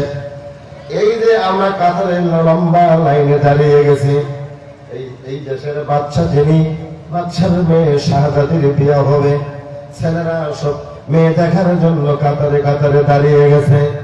সবাই এসে গেছে। রাত 3টে 4টের ওই দিকে শাহজাদি বেরিয়ে আসবে। এই জন্য আমরা কাতার হয়ে দাঁড়ায় আছি। মনোযোগ দিবেন। তো ইব্রাহিম আলাইহিস সালাম কয়, আল্লাহ বিশ্ব সুন্দরী, আল্লাহু আকবার, আল্লাহু আকবার। আচ্ছা আপনারা বলুন, বিশ্ব সুন্দরীর জামাই হওয়ার কার ইচ্ছা না জানা? কথা বলেন। ইব্রাহিম আলাইহিস সালাম কয়, আল্লাহ আমারও তো ইচ্ছা গেল গা, আমারও তো ইচ্ছা গেল গা। তুমি যদি পারমিশন দিতে, তাহলে বিশ্ব সুন্দরীর জামাই হওয়ার কারণে আমিও কাতারে দাঁড়িয়ে গেতাম। সুবহানাল্লাহ, জোরে হোক সুবহানাল্লাহ। আমার পারমিশন দিলে আমিও দাঁড়ায় যাবো। তো এটা কইতেই ছেলেরা শুনছে, কথাটা কইতেই ছেলেরা শুনছে। শুনে আপনিও দাঁড়াবেন? আমিও দাঁড়াবো। কয় আপনি ফাঁকে যান, কয় আপনি ফাঁকে যান, আমরা এত তন্দুরস্ত ইস্তারি মিস্তারি মাইরে কাপড় চুমুর মুখ টুমুক করে কর করে আইছি, এখন আপনারা এনে আপনি এসে আব্বা সাব্বা খাই দিয়ে দাঁড়াবেন ফাঁকে দাঁড়ান। বিশ্বচন্দ্র আমগর দেখি ন লাইক করে দেয় নাকি, ন লাইক আমগরই ন লাইক করে নাকি, আপনি আমাদের ফাঁকে দাঁড়ান ফাঁকে দাঁড়ান। ভাই ঠিক আছে বা আমি তো ফাঁকেই দাঁড়াই, আমি ফাঁকেই দাঁড়াবো, তোমার কোনো টেনশন নাই। তাই ইব্রাহিম আলাইহিস সালাম আল্লাহ কয় আল্লাহ তুমি যদি আমাকে পারমিশন দিতে আমিও দাঁড়াই যেতাম, আমারও মনে চায় আমি বিশ্ব সুন্দরী জামাই হই। আপনার মন চায় না? কথা বলেন, আপনার মন চায় না? প্রত্যেকেরই মনে চায় আমার বউটা সুন্দরী হোক। সুবহানাল্লাহ বল, আমার জোরে বল সুবহানাল্লাহ। আমার ভাইরা ইব্রাহিম খলিলুল্লাহ ইব্রাহিম আলাইহিস সালাম ওই কাতারের অনেক দূরে গিয়ে দাঁড়ায় গেলেন, একলাই দাঁড়ায় আছেন। আব্বা ধাপ্পা গায়ে দিয়ে লম্বা চোপ্পা গায়ে দিয়েছে, মাথায় পাগড়ি, মুখে সুন্নতি দাড়ি, পয়গম্বর মানুষ, যেমন সুন্দর তেমন চাকচিক্য পূর্ণওয়ালা ব্যক্তি দাঁড়িয়ে গেছেন। আমাদের এই আমার দিকে আসেন, আমার কথার দিকে তাকান, দাঁড়ায় গেছে। রাত 3টা বাজে, সুবহানাল্লাহ, আস্তে আমরা জোরে হলো, 3টার সময় লম্বা কথা। ওইদিকে ঘরের মধ্যে বিশ্ব সুন্দরী ডাক দিছে, কি গো দাসীরা, দাসীরা তোরা কই রে, আয় আমারে ভালো করে সাজিয়ে দে, আমারে দামি শাড়িটা পরাইয়া দে, রাজকীয় মুকুট আমার মাথায় ভরিয়ে দে। আমার মন বলতেছে রে, আমার মনে বলতেছে দাসীরে, আমি যারে খুঁজি মনে হয় বন্ধু আমার দরজায় এসে হাজির হয়ে গেছে। ওহো মাহবুব মাওলা রে, কি নাম লহিয়া ডাকবো তোমারে, আল্লাহ আল্লাহ আল্লাহ আল্লাহ আল্লাহ আল্লাহ আল্লাহ আল্লাহ। ওহ মাহবুব মাওলায় কি নাম লহিয়া ডাকবো তোমারে। কি কইছে? আমার মনে বলতেছে আমি যারে খুঁজি বন্ধু মনে হয় আমার দরজায় এসে দাঁড়িয়ে গেছে। দাসীরা ঘরে ঢুকে পড়েছে, রাত 3টার সময় ঢুকে পড়েছে ঘরে। দাসীরা বলতেছে কি গো বিশ্ব সুন্দরী, আজকে আপনার মুখটা ফর্সা ফর্সা মনে হচ্ছে, মুখটা আনন্দ আনন্দ মনে হয়, মুখটা যেন কেমন কেমন লাগতেছে। দাসীরা বেশি দেরি করিস না, আমারে ভালো করে সাজিয়ে দে, আমার জীবনের মতো করে আমাকে সাজিয়ে দে, যে সাজে সাজলে আমাকে ভালো লাগবে ওই সাজে আমাকে তোরা সাজিয়ে দে। আমার মন বলতেছে দাসীরে বন্ধু আমার দরজায় এসে হাজির হয়ে গেছে। সুন্দর করে সাজিয়ে দিল, রাজকীয় মুকুট মাথায় পরিয়ে দিয়েছেন। ঘর থেকে রাত 3টার সময় বিশ্ব সুন্দরী ঘর থেকে বেরিয়ে গেছেন, পালের বাটা হাতে নিয়ে বিশ্ব সুন্দরী গেছে লাইনের মাথায়। যাওয়ার কথা পূব লাইনের দিকে, ওই দিকে গেলেন না, বিশ্ব সুন্দরী সেটা গেলেন পশ্চিম কর্নারের দিকে। তার মানে ইব্রাহিম খলিলুল্লাহ যেখানে দাঁড়িয়ে আছেন, বিশ্ব সুন্দরী সেটা ওই দিকে যাওয়া শুরু করে দিয়েছেন। ধরে বলেন সুবহানাল্লাহ। ওহ পাক সুবহান, কে বুঝিতে পারে তোমার শান, আল্লাহ আল্লাহ আল্লাহ আল্লাহ আল্লাহ আল্লাহ। ওহ পাক সুবহান, কে বুঝিতে পারে তোমার শান, আল্লাহ আল্লাহ আল্লাহ আল্লাহ আল্লাহ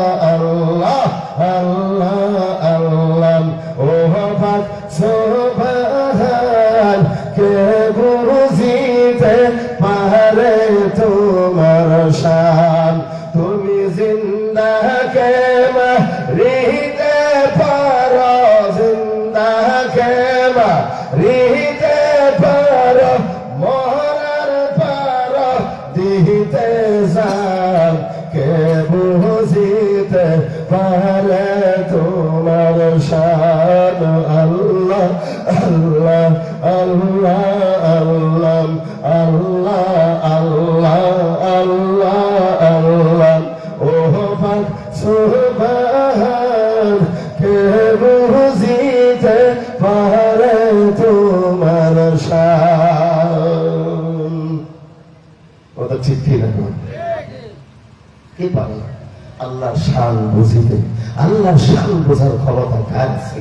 আল্লাহু আকবার বলেন, আল্লাহু আকবার। উনি কত ঘাটকে অঘাট বানিয়ে দিয়েছেন, কত অঘাটকে ঘাট বানিয়ে দিয়েছেন। কথা বলে না, কে বানিয়েছেন? আল্লাহর নাম মুখে আসতে শুনি কে বানিয়েছেন? আল্লাহ বানিয়েছেন। কত অঘাত করলো, কত অঘাতকে ঘাট করলো, পাহাড়কে দরিয়ায় পরিণত করে দিয়েছে, দরিয়াকে পাহাড়ে রূপান্তরিত করে দিয়েছে।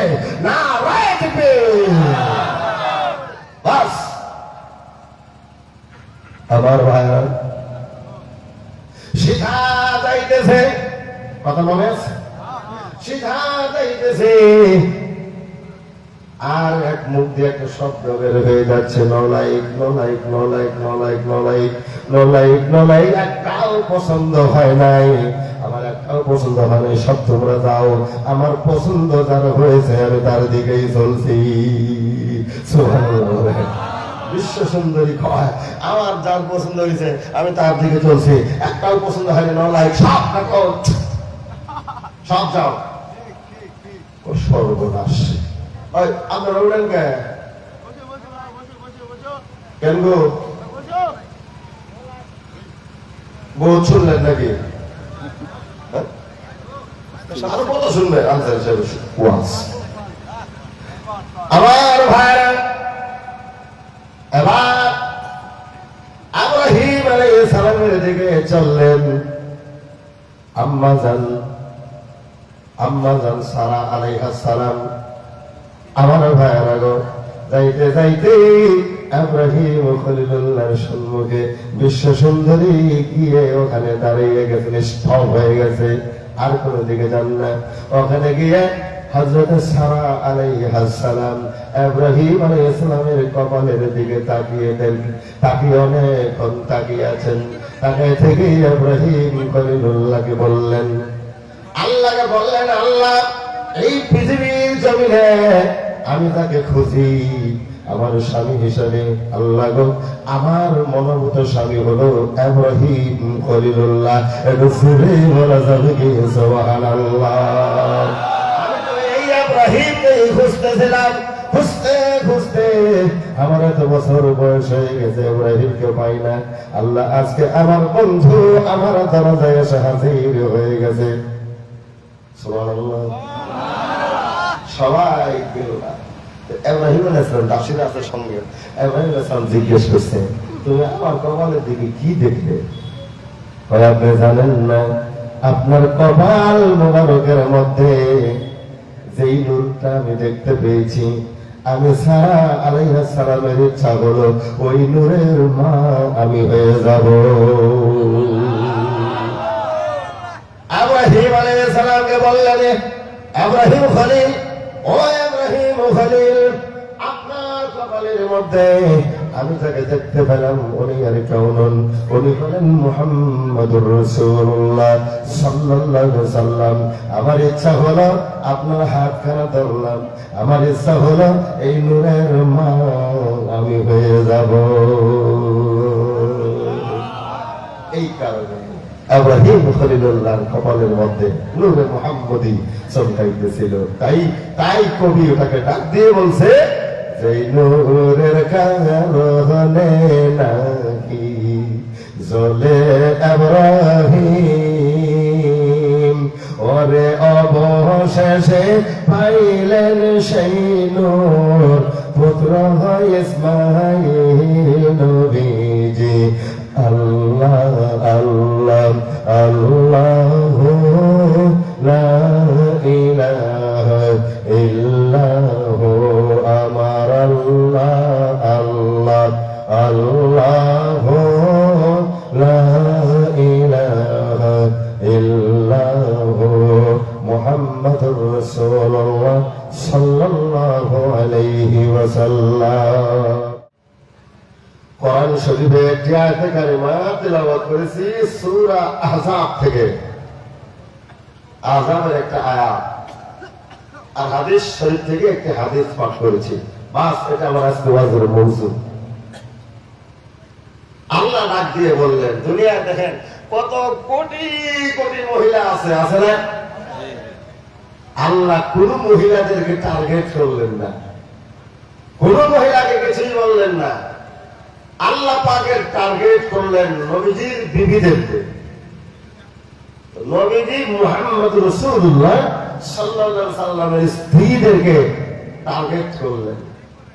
কোরআনে ঘোষণা দিলেন, ইয়া নিসাআন নবী, ও নবীর বিবিরা। আল্লাহ বললেন নবীর ঘরের দিকে, নবীর পরিবারের দিকে। আমার আপনারা নবী যেই ঘরে বসবাস করতেন, ওই ঘরটা এমন ঘর, ওই ঘরের নামে আমার আল্লাহ একটা সূরা নাযিল করে দিলেন। সুবহানাল্লাহ, আরো জোরে বলুন সুবহানাল্লাহ। দুনিয়ার জমিনের মধ্যে অনেক বড় বড় বিল্ডিং বালাখানা আছে, আকাশ চুম্বি বালাখানা আছে। আমার আল্লাহ কোন বালাখানাকে টার্গেট করলেন না। মুহাম্মদুর রাসূলুল্লাহ সাল্লাল্লাহু আলাইহি সাল্লাম যেই ঘরে বসবাস করতেন, ওই ঘরটাকে টার্গেট করে, ওই হুজরা শরীফকে টার্গেট করে আল্লাহ সূরা হুজরাত নামে একটা সূরা কোরআনে নাযিল করে দিলেন। এটা সুরা বলা যাবে কি? সুবহানাল্লাহ। মুহাম্মদ আল্লাহুম্মা সাল্লি আলা সাইয়্যিদিনা মাওলানা মুহাম্মদ ওয়া আলা আলি সাইয়্যিদিনা মাওলানা। নবীজির শান, বলেন নবীজির শান উঁচু করলেন মহান আল্লাহ রব্বানা।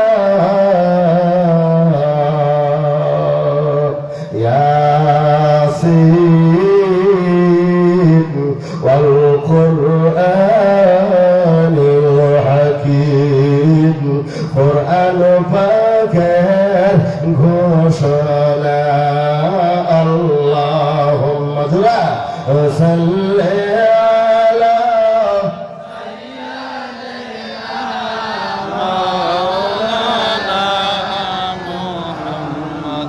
ওয়া আলা আলি সাইয়্যিদিনা মাওলানা।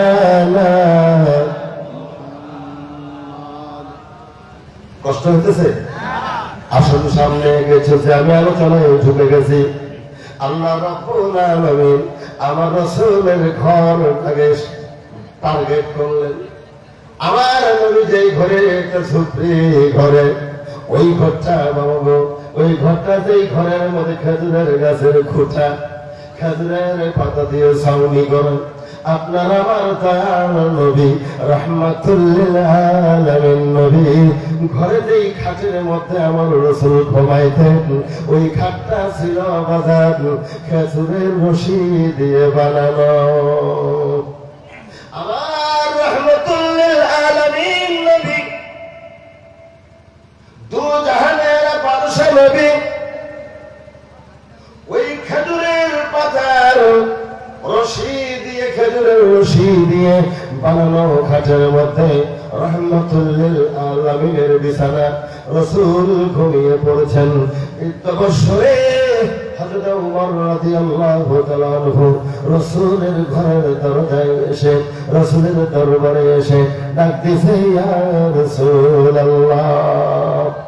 আমার নবী শুয়েছেন, বিছানায় থেকে ডাক দিয়ে উঠেছেন, ডাক আওয়াজ আসার পরে উঠে গেলেন। উঠে গিয়ে বাঁধানো যাইতে যাইতে দরজা পর্যন্ত আমার দয়াল নবী চললেন। হযরত ওমর দরজা খুলে দিলেন। হযরত ওমর ঘরের ভিতরে ঢুকলেন। ঢুকতেই দেখতে পেলেন আল্লাহ রাসূল সাল্লাল্লাহু আলাইহি সাল্লামের পৃষ্ঠ মুবারকের মধ্যে খেজুরের পাতার ওই রশি বানানো রশিগুলা দিয়ে যে খাট বানানো হয়েছে, ওই খাটের রশির চিহ্নগুলা রাহমাতুল্লিল আলামিনের পৃষ্ঠ মুবারকের মধ্যে দাগ লেগে গেছে। হযরত ওমর আল ফারুক রাদিয়াল্লাহু তাআলা আনহু ডাক দিয়ে বললেন, দুই চোখের পানি ছেড়ে দিয়ে বললেন, ইয়া রাসূলুল্লাহ, ইয়া হাবিবাল্লাহ, রাহমাতুল্লিল আলামিন নবী গো, শাফিউল মুযনিবিন নবী গো, আপনাকে আমার আল্লাহ দুই জাহানের বাদশা করে পাঠিয়েছেন। পৃথিবীর জমিনে কত বড় বড় আকাশ চুম্বী সিংহাসন আছে, ইয়া রাসূলুল্লাহ, তারা দুনিয়াতে সুখ শান্তিতে বসবাস করে। আপনি রাসূল, দুই জাহানের রাসূল, সকল রাসূলের রাসূল আপনি, সকল নবীদের নবী হলেন আপনি। আপনার বিছানার মধ্যে একটা চাদর পর্যন্ত নাই। এই বিছানার মধ্যে খেজুরের রশি দিয়ে বানানো খাটের মধ্যে আপনি ঘুমান। হযরত ওমর বলতেই কেঁদে ফেললেন, চোখের কোণা দিয়ে পানিগুলো গাল বেয়ে চপ চপ করে পড়তেছে। নবীজি জিজ্ঞেস করলেন, ওমর কেন কান্দ? কেন কাঁদো রে ওমর, কেন কান্দ? ইয়া রাসূলুল্লাহ, আপনার পৃষ্ঠ মুবারকের মধ্যে খেজুরের পাতার রশির চিহ্ন গুলো দাগ বসে গেছে। এটা হলো রাহমাতুল্লিল আলামিনের বিছানা। এই ঘরের মধ্যে আমার রাসূল বসবাস করতেন। আর নবীজির মেম্বার থেকে ঘর বাজার বেশি দূরে না, 20 মিটারের মতো জায়গা। এই জায়গা খালির মধ্যে আমার রাসূল একবার যাইতেন, একবার আইতেন। মসজিদে যদি 5 বার আসে তাহলে 5 বার আসে, 5 বার গেছে। বাবা 5 বার আসে, 5 বার গেছে, কবার হলো? 10 বার। এরপরও রাসূল যখন ওই জমিনের উপরে ঘোরাফেরা যখন করলেন, চলাফেরা করে, আবার আল্লাহ ডাক দিয়ে কয়, নবী গো, আপনি জানেন না এই যে কাবা শরীফ, এই কাবা শরীফের মধ্যে 1 রাকাত নামাজ যদি কেউ পড়ে তাহলে 1 লক্ষ রাকাত নামাজ আদায়ের সওয়াব পাবে। সুবহানাল্লাহ বলেন। আমার রাসূলের জামানে ঘোষণা দিলেন 1 লক্ষ রাকাতের সওয়াব দেওয়া হবে কেউ যদি কাবায় এসে 1 ওয়াক্ত 1 রাকাত নামাজ পড়ে।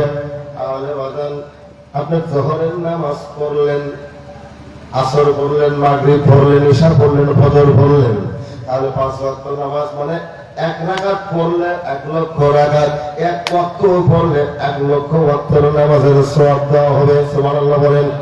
সুবহানাল্লাহ আসতে হবে না, জোরে হবে? সুবহানাল্লাহ বলুন সুবহানাল্লাহ।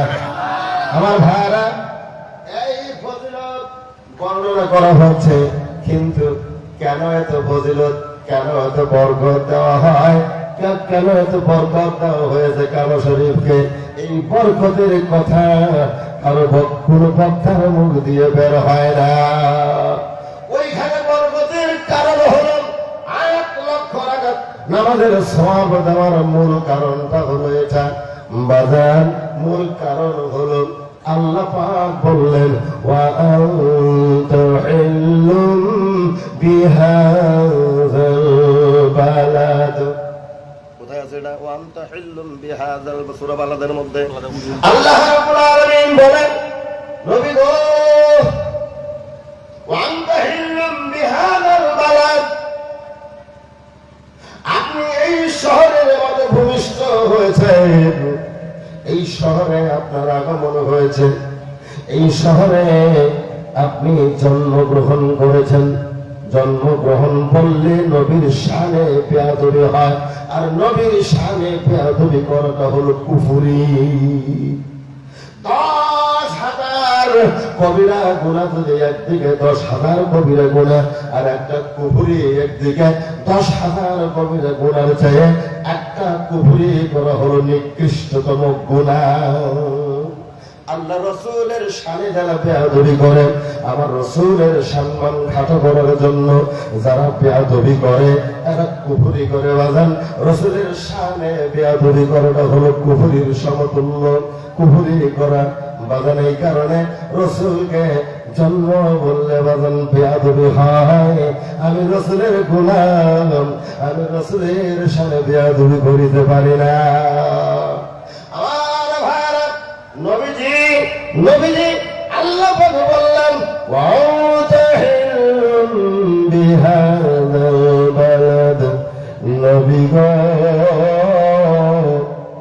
আপনি এই শহরে ভূমিষ্ঠ হয়েছেন, এই শহরে আগমন করেছেন, এই শহরে আপনার পদচিহ্ন লেগে গেছে, এই শহরে আপনার পায়ের ধুলাবালু লেগে গেছে, আপনার কদম মোবারক রসুলের পায়ের ধুলা লেগে গেছে। এরকম বললে রসুলের শানে বেয়াদবি হয়।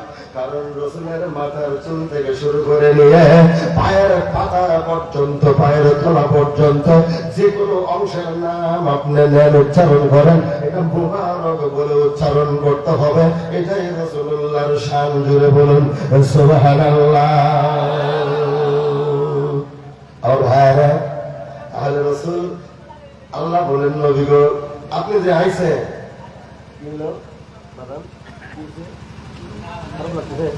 আপনি তো পিছনে বলছেন কে? আবার পেন্ডেল দেওয়া লাগবে না।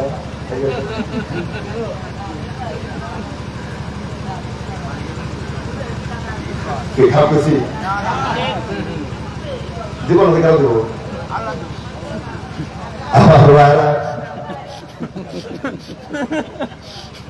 এই কারণে বললাম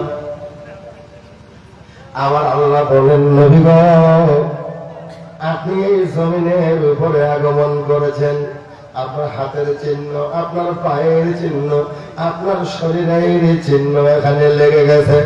ইয়া রাসূলুল্লাহ ওয়া আনতা হিল্লুম বিহাযাল বালাদ, এই কারণে আপনার পদর, আপনার কদম মোবারকের ধুলা বালু বলে আচরণ বিচরণ করার কারণে আমি আল্লাহ এই জমিনের ইজ্জত সম্মান বাড়িয়ে দিয়েছি।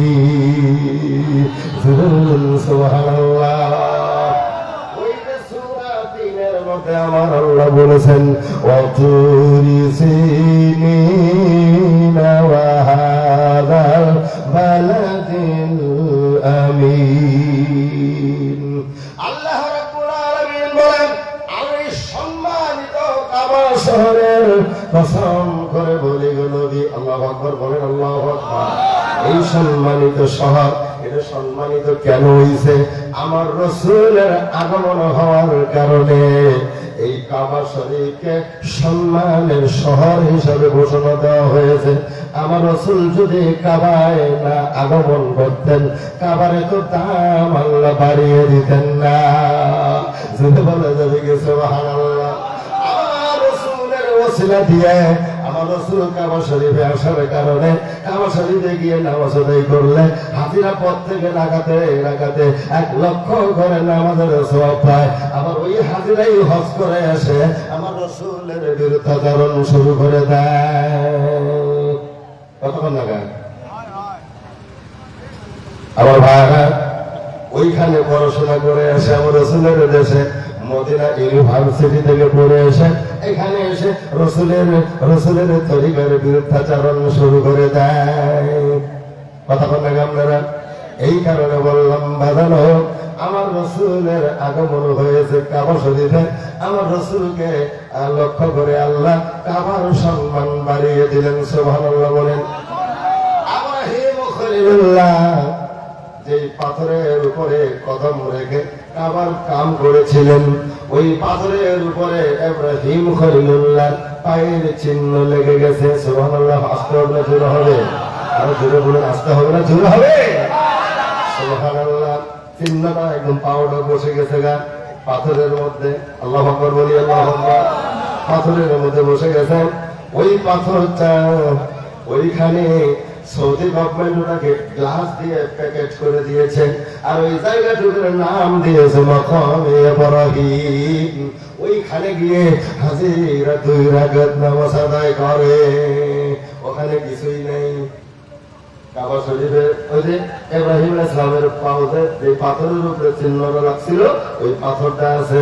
ওই পাথরটাকে সামনে নিয়ে হাজিরা 2 রাকাত নামাজ পড়ে আসেন কাবার সামনে। আল্লাহু আকবার বলেন। আমরা জোরে বলি আল্লাহু আকবার। আমার ভাইরা,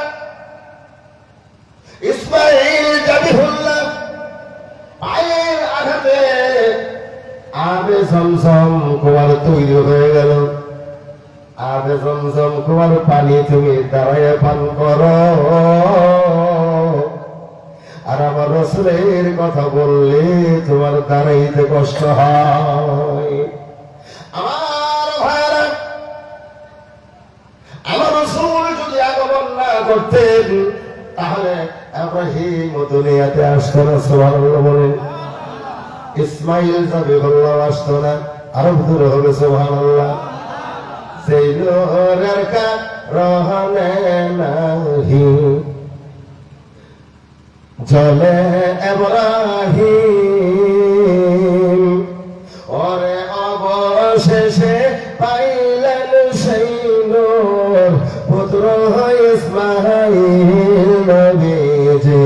আল্লাহ আল্লাহ আল্লাহু লা ইলাহা ইল্লাহু, আমার আল্লাহ আল্লাহ আল্লাহু লা ইলাহা ইল্লাহু, আল্লাহ আল্লাহ আল্লাহ আল্লাহ আল্লাহ আল্লাহ আল্লাহু লা ইলাহা ইল্লাহু। কাউসারের মালিক আপনি, নবীদের সরদার। আল্লাহু আকবার বলেন। আল্লাহু আকবার। কাউসারের মালিক আপনি, নবীদের সরদার। রোজ হাসরে পিলাইবেন, রোজ হাসরে পিলাইবেন হাউসে কাউসার নবীজি। আল্লাহ আল্লাহ আল্লাহু লা ইলাহা ইল্লাহু, আমার আল্লাহ আল্লাহ আল্লাহু লা ইলাহা ইল্লাহু, মুহাম্মাদুর রাসূলুল্লাহ সাল্লাল্লাহু আলাইহি ওয়াসাল্লাম। ইব্রাহিম আলাইহিস সালামের আমার দিকে তাকান আপনারা। ঘুম লাগছে আপনাদের? আমার দিকে তাকান।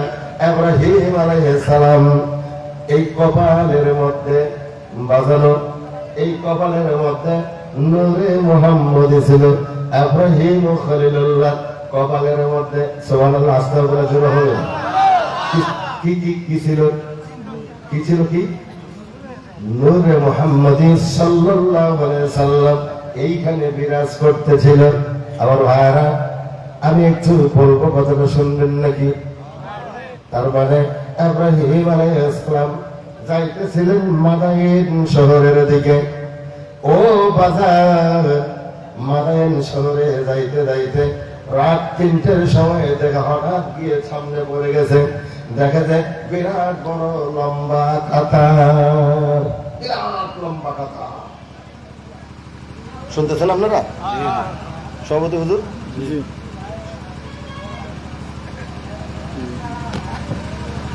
কি দেখলো? বিরাট লম্বা কাতার। তো ইব্রাহিম আলাইহিস সালাম জিজ্ঞেস করছে, কে রে ভাই, এটা বিয়ের কাতার? কয় হুজুর, এটা বিয়ের কাতার। কি কাতার? বিয়ার কথা। ওই বিয়ার কাতার। কয় না, তোমরা মস্কারি করো আমার লোকে। না হুজুর, এটা বিয়ের কাতার। কেমনে বিয়া? ওই এই দেশের নিয়ম, কারো মেয়ে যখন বিয়ে হবে, বিয়ার বয়স হয়ে যাবে, ধুলাই করে দেওয়া হয়, ছেলেরা দেখতে আসে। এই যে আমরা কাতারে লম্বা লাইনে দাঁড়িয়ে গেছি, এই দেশের বাচ্চা যিনি, বাচ্চার মেয়ে শাহজাদির বিয়ে হবে, ছেলেরা সব মেয়ে দেখার জন্য কাতারে কাতারে দাঁড়িয়ে গেছে, সবাই এসে গেছে। রাত 3-4টার ওই দিকে শাহজাদি বেরিয়ে আসবে, এই জন্য আমরা কাতার হয়ে দাঁড়ায় আছি। মনোযোগ দিবেন। তো ইব্রাহিম ইসলাম কয়, আল্লাহ বিশ্ব সুন্দরী, আল্লাহু আকবার, বলুন আল্লাহু আকবার। আচ্ছা আপনারা বলুন, বিশ্ব সুন্দরীর জামাই হওয়ার কার ইচ্ছা না জান? কথা বলেন। ইব্রাহিম আলাইহিস সালাম কয়, আল্লাহ আমারও তো ইচ্ছা গেল গা, আমারও তো ইচ্ছা গেল গা। তুমি যদি পারমিশন দিতে তাহলে বিশ্ব সুন্দরীর জামাই হওয়ার কারণে আমিও কাতারে দাঁড়িয়ে গেতাম। সুবহানাল্লাহ, জোরে হোক সুবহানাল্লাহ। আমারে পারমিশন দিলে আমিও দাঁড়ায় যাবো। তো এটা কইতেই ছেলেরা শুনছে, কথা কইতেই ছেলেরা শুনছে, শুনে আপনিও দাঁড়াবেন? আমিও দাঁড়াবো। আপনি ফাঁকে যান, আপনি ফাঁকে যান। আমরা এত তন্দুরস্ত ইস্তারি মিস্তারি মাইরে কাপড় চুপড় মুখ টুমুক করে কর করে আইছি, আপনারা এনে আপনি এসে আব্বা সাব্বা গায়ে দিয়ে দাঁড়াবেন, ফাঁকে দাঁড়ান। বিশ্বচন্দ্র আমগর দেখি 9 লাইক করে দেয় নাকি? 9 লাইক আমগরই 9 লাইক করে নাকি? আপনি আপনার ফাঁকে দাঁড়ান, ফাঁকে দাঁড়ান। ভাই ঠিক আছে বা আমি তো ফাঁকেই দাঁড়াই, আমি ফাঁকেই দাঁড়াবো, তোমার কোনো টেনশন নাই। ইব্রাহিম আলাইহিস সালাম আল্লাহকে কয়, আল্লাহ তুমি যদি আমারে পারমিশন দিতে আমিও দাঁড়াই যেতাম। আমারও মনে চায় আমি বিশ্ব সুন্দরী জামাই হই। আপনার মন চায় না? কথা বলেন। আপনার মন চায় না? প্রত্যেকেরই মনে চায় আমার বউরা সুন্দরী হোক। সুবহানাল্লাহ বল, আমার জোরে বল সুবহানাল্লাহ। আমার ভাইরা, ইব্রাহিম খলিলুল্লাহ, ইব্রাহিম আলাইহিস সালাম ওই কাতারের অনেক দূরে গিয়ে দাঁড়ায় গেলেন। একলাই দাঁড়ায় আছেন, বাদল আব্বা ধাপ্পা গায়ে দিয়ে লম্বা চোপ্পা গায়ে দিয়েছে, মাথায় পাগড়ি, মুখে সুন্নতি দাড়ি, পয়গম্বর মানুষ, যেমন সুন্দর তেমন চাকচিক্য পূর্ণওয়ালা ব্যক্তি দাঁড়িয়ে গেছেন। আমাদের এই আমার দিকে আসেন, আমার কথার দিকে তাকান। দাঁড়ায় গেছে, রাত 3টা বাজে। সুবহানাল্লাহ, আস্তে বড় জোরে হলো। 3টার সময় লম্বা কথা। ওইদিকে ঘরের মধ্যে বিশ্ব সুন্দরী ডাক দিছে, কি গো দাসীরা, দাসীরা তোরা কই রে, আয় আমারে ভালো করে সাজিয়ে দে, আমারে দামি শাড়িটা পরাইয়া দে, রাজকীয় মুকুট আমার মাথায় ভরিয়ে দে। আমার মন বলতেছে রে, আমার মনে বলতেছে দাসীরে, আমি যারে খুঁজি মনে হয় বন্ধু আমার দরজায় এসে হাজির হয়ে গেছে। ওহ মাহবুব মাওলা রে, কি নাম লহিয়া ডাকবো তোমারে, আল্লাহ আল্লাহ আল্লাহ আল্লাহ আল্লাহ আল্লাহ আল্লাহ আল্লাহ। ওহ মাহবুব মাওলা, কি নাম লহিয়া ডাকবো তোমারে। কইছে আমার মনে বলতেছে আমি তারে খুঁজি বন্ধু মনে হয় আমার দরজায় এসে দাঁড়িয়ে গেছে। দাসীরা ঘরে ঢুকে পড়েছে, রাত 3টার সময় ঢুকে পড়েছে ঘরে। দাসীরা বলতেছে, কি গো বিশ্ব সুন্দরী, আজকে আপনার মুখটা ফর্সা ফর্সা মনে হচ্ছে, মুখটা আনন্দ আনন্দ মনে হয়, মুখটা যেন কেমন কেমন লাগতেছে। দাসীরা বেশি দেরি করিস না, আমারে ভালো করে সাজিয়ে দে, আমার জীবনের মতো করে আমাকে সাজিয়ে দে, যে সাজে সাজলে আমাকে ভালো লাগবে ওই সাজে আমাকে তোরা সাজিয়ে দে। আমার মন বলতেছে দাসীরে, বন্ধু আমার দরজায় এসে হাজির হয়ে গেছে। সুন্দর করে সাজিয়ে দিল, রাজকীয় মুকুট মাথায় পরিয়ে দিয়েছেন। ঘর থেকে রাত 3টার সময় বিশ্ব সুন্দরী ঘর থেকে বেরিয়ে গেছেন। পালের বাটা হাতে নিয়ে বিশ্ব সুন্দরী গেছে লাইনের মাথায়। যাওয়ার কথা পূব লাইনের দিকে, ওই দিকে গেলেন না, বিশ্ব সুন্দরী সেটা গেলেন পশ্চিম কর্নারের দিকে। তার মানে ইব্রাহিম খলিলুল্লাহ যেখানে দাঁড়িয়ে আছেন, বিশ্ব সুন্দরী সেটা ওই দিকে যাওয়া শুরু করে দিয়েছেন। ধরে বলেন সুবহানাল্লাহ। ওহ পাক সুবহান, কে বুঝিতে পারে তোমার শান। আল্লাহ আল্লাহ আল্লাহ আল্লাহ আল্লাহ আল্লাহ। ওহ পাক সুবহান, কে বুঝিতে পারে তোমার শান। আল্লাহ আল্লাহ আল্লাহ আল্লাহ আল্লাহ আল্লাহ আল্লাহ। ওহ পাক সুবহান, কে বুঝিতে পারে তোমার শান। তুমি জিন্দা কে মারিতে পারো, জিন্দা কে মারিতে পারো, মরার পারো দিতে যান। কে বুঝিতে পারে তোমার শান। আল্লাহ আল্লাহ আল্লাহ আল্লাহ আল্লাহ আল্লাহ আল্লাহ। ওহ পাক সুবহান, কে বুঝিতে পারে তোমার শান। কথা ঠিক কি না? কে পারে আল্লাহর শান বুঝিতে? আল্লাহর শান বোঝার ক্ষমতা কার আছে? আল্লাহু আকবার বলেন, আল্লাহু আকবার। উনি কত ঘাটকে অঘাট বানিয়ে দিয়েছেন, কত অঘাটকে ঘাট বানিয়ে দিয়েছেন। কথা বলে না, কে বানিয়েছেন? আল্লাহর নাম মুখে আসতে শুনি কে বানিয়েছেন? আল্লাহ বানিয়েছেন। কত অঘাত করলো, কত অঘাতকে ঘাট করলো, পাহাড়কে দরিয়ায় পরিণত করে দিয়েছে, দরিয়াকে পাহাড়ে রূপান্তরিত করে দিয়েছে। না রাখবে বাস। আমার ভাইরা সিধা যাইতেছে, কথা মনে আছে? সিধা যাইতেছে, আর এক মুখ দিয়ে একটা শব্দ বের হয়ে যাচ্ছে, নলাইক নলাইক নলাইক নলাইক নলাইক নলাইক নলাইক। একটাও পছন্দ হয় নাই, আমার একটাও পছন্দ হয় নাই। সব তোমরা যাও, আমার পছন্দ যার হয়েছে আমি তার দিকেই চলছি। সুবহানাল্লাহ।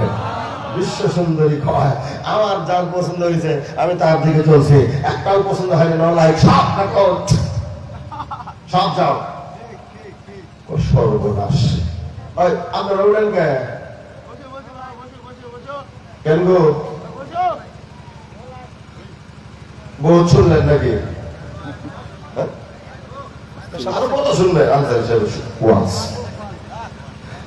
আমার ভাইরা, এবার ইব্রাহিম আলাইহিস সালামের দিকে চললেন। আম্মা জান সারা আলাইহিস সালাম, আমার ভাইরা গো, যাইতে যাইতে ইব্রাহিম খলিলুল্লাহর সম্মুখে বিশ্ব সুন্দরী গিয়ে ওখানে দাঁড়িয়ে গেছে, স্তব হয়ে গেছে, আর কোনো দিকে যান না। ওখানে গিয়ে হযরত সারা আলাইহিস সালাম ইব্রাহিম আলাইহিস সালামের কপালের দিকে তাকিয়ে অনেকক্ষণ তাকিয়ে আছেন। তাকিয়ে থেকে ইব্রাহিম খলিলুল্লাহকে বললেন, আল্লাহকে বললেন, আল্লাহ এই পৃথিবীর জমিনে আমি তাকে খুঁজি আমার স্বামী হিসাবে। আল্লাহ গো, আমার মনোভূত স্বামী হলো ইব্রাহিম খলিলুল্লাহ। একটু সুরে বলা যাবে কি? সুবহানাল্লাহ। আমি তো এই ইব্রাহিমকে খুঁজতেছিলাম, খুঁজতে খুঁজতে আমার এত বছর বয়স হয়ে গেছে, ইব্রাহিমকে পাই না। আল্লাহ আজকে আমার বন্ধু আমার দরজায় এসে হাজির হয়ে গেছে। সুবহানাল্লাহ। সবাই গেল না, ইব্রাহিম আলাইহিস সালাম দাসীরা আছে সঙ্গে, ইব্রাহিম আলাইহিস সালাম জিজ্ঞেস করছে, তুমি আমার কপালের দিকে কি দেখলে? কয় আপনি জানেন না আপনার কপাল মোবারকের মধ্যে যেই নূরটা আমি দেখতে পেয়েছি, আমি সারা আলাইহিস সালামের ইচ্ছা হলো ওই নূরের মা আমি হয়ে যাব। ইব্রাহিম আলাইহিস সালামকে বললেন, ইব্রাহিম খলিল, ও ইব্রাহিম খলিল, আপনার কপালের মধ্যে আমি যাকে দেখতে পেলাম উনি আর কেউ নন, উনি হলেন মুহাম্মদুর রাসূলুল্লাহ সাল্লাল্লাহু আলাইহি ওয়াসাল্লাম। আমার ইচ্ছা হলো আপনার হাতখানা ধরলাম, আমার ইচ্ছা হলো এই নূরের মা আমি হয়ে যাব। এই কারণে ইব্রাহিম খলিলুল্লাহর কপালের মধ্যে নূরে মুহাম্মদী চমকাইতেছিল। তাই কবি ওটাকে ডাক দিয়ে বলছে, যেই নূরের কারণে নাকি জ্বলে ইব্রাহিম, ওরে অবশেষে পাইলেন সেই নূর পুত্র হয় ইসমাঈল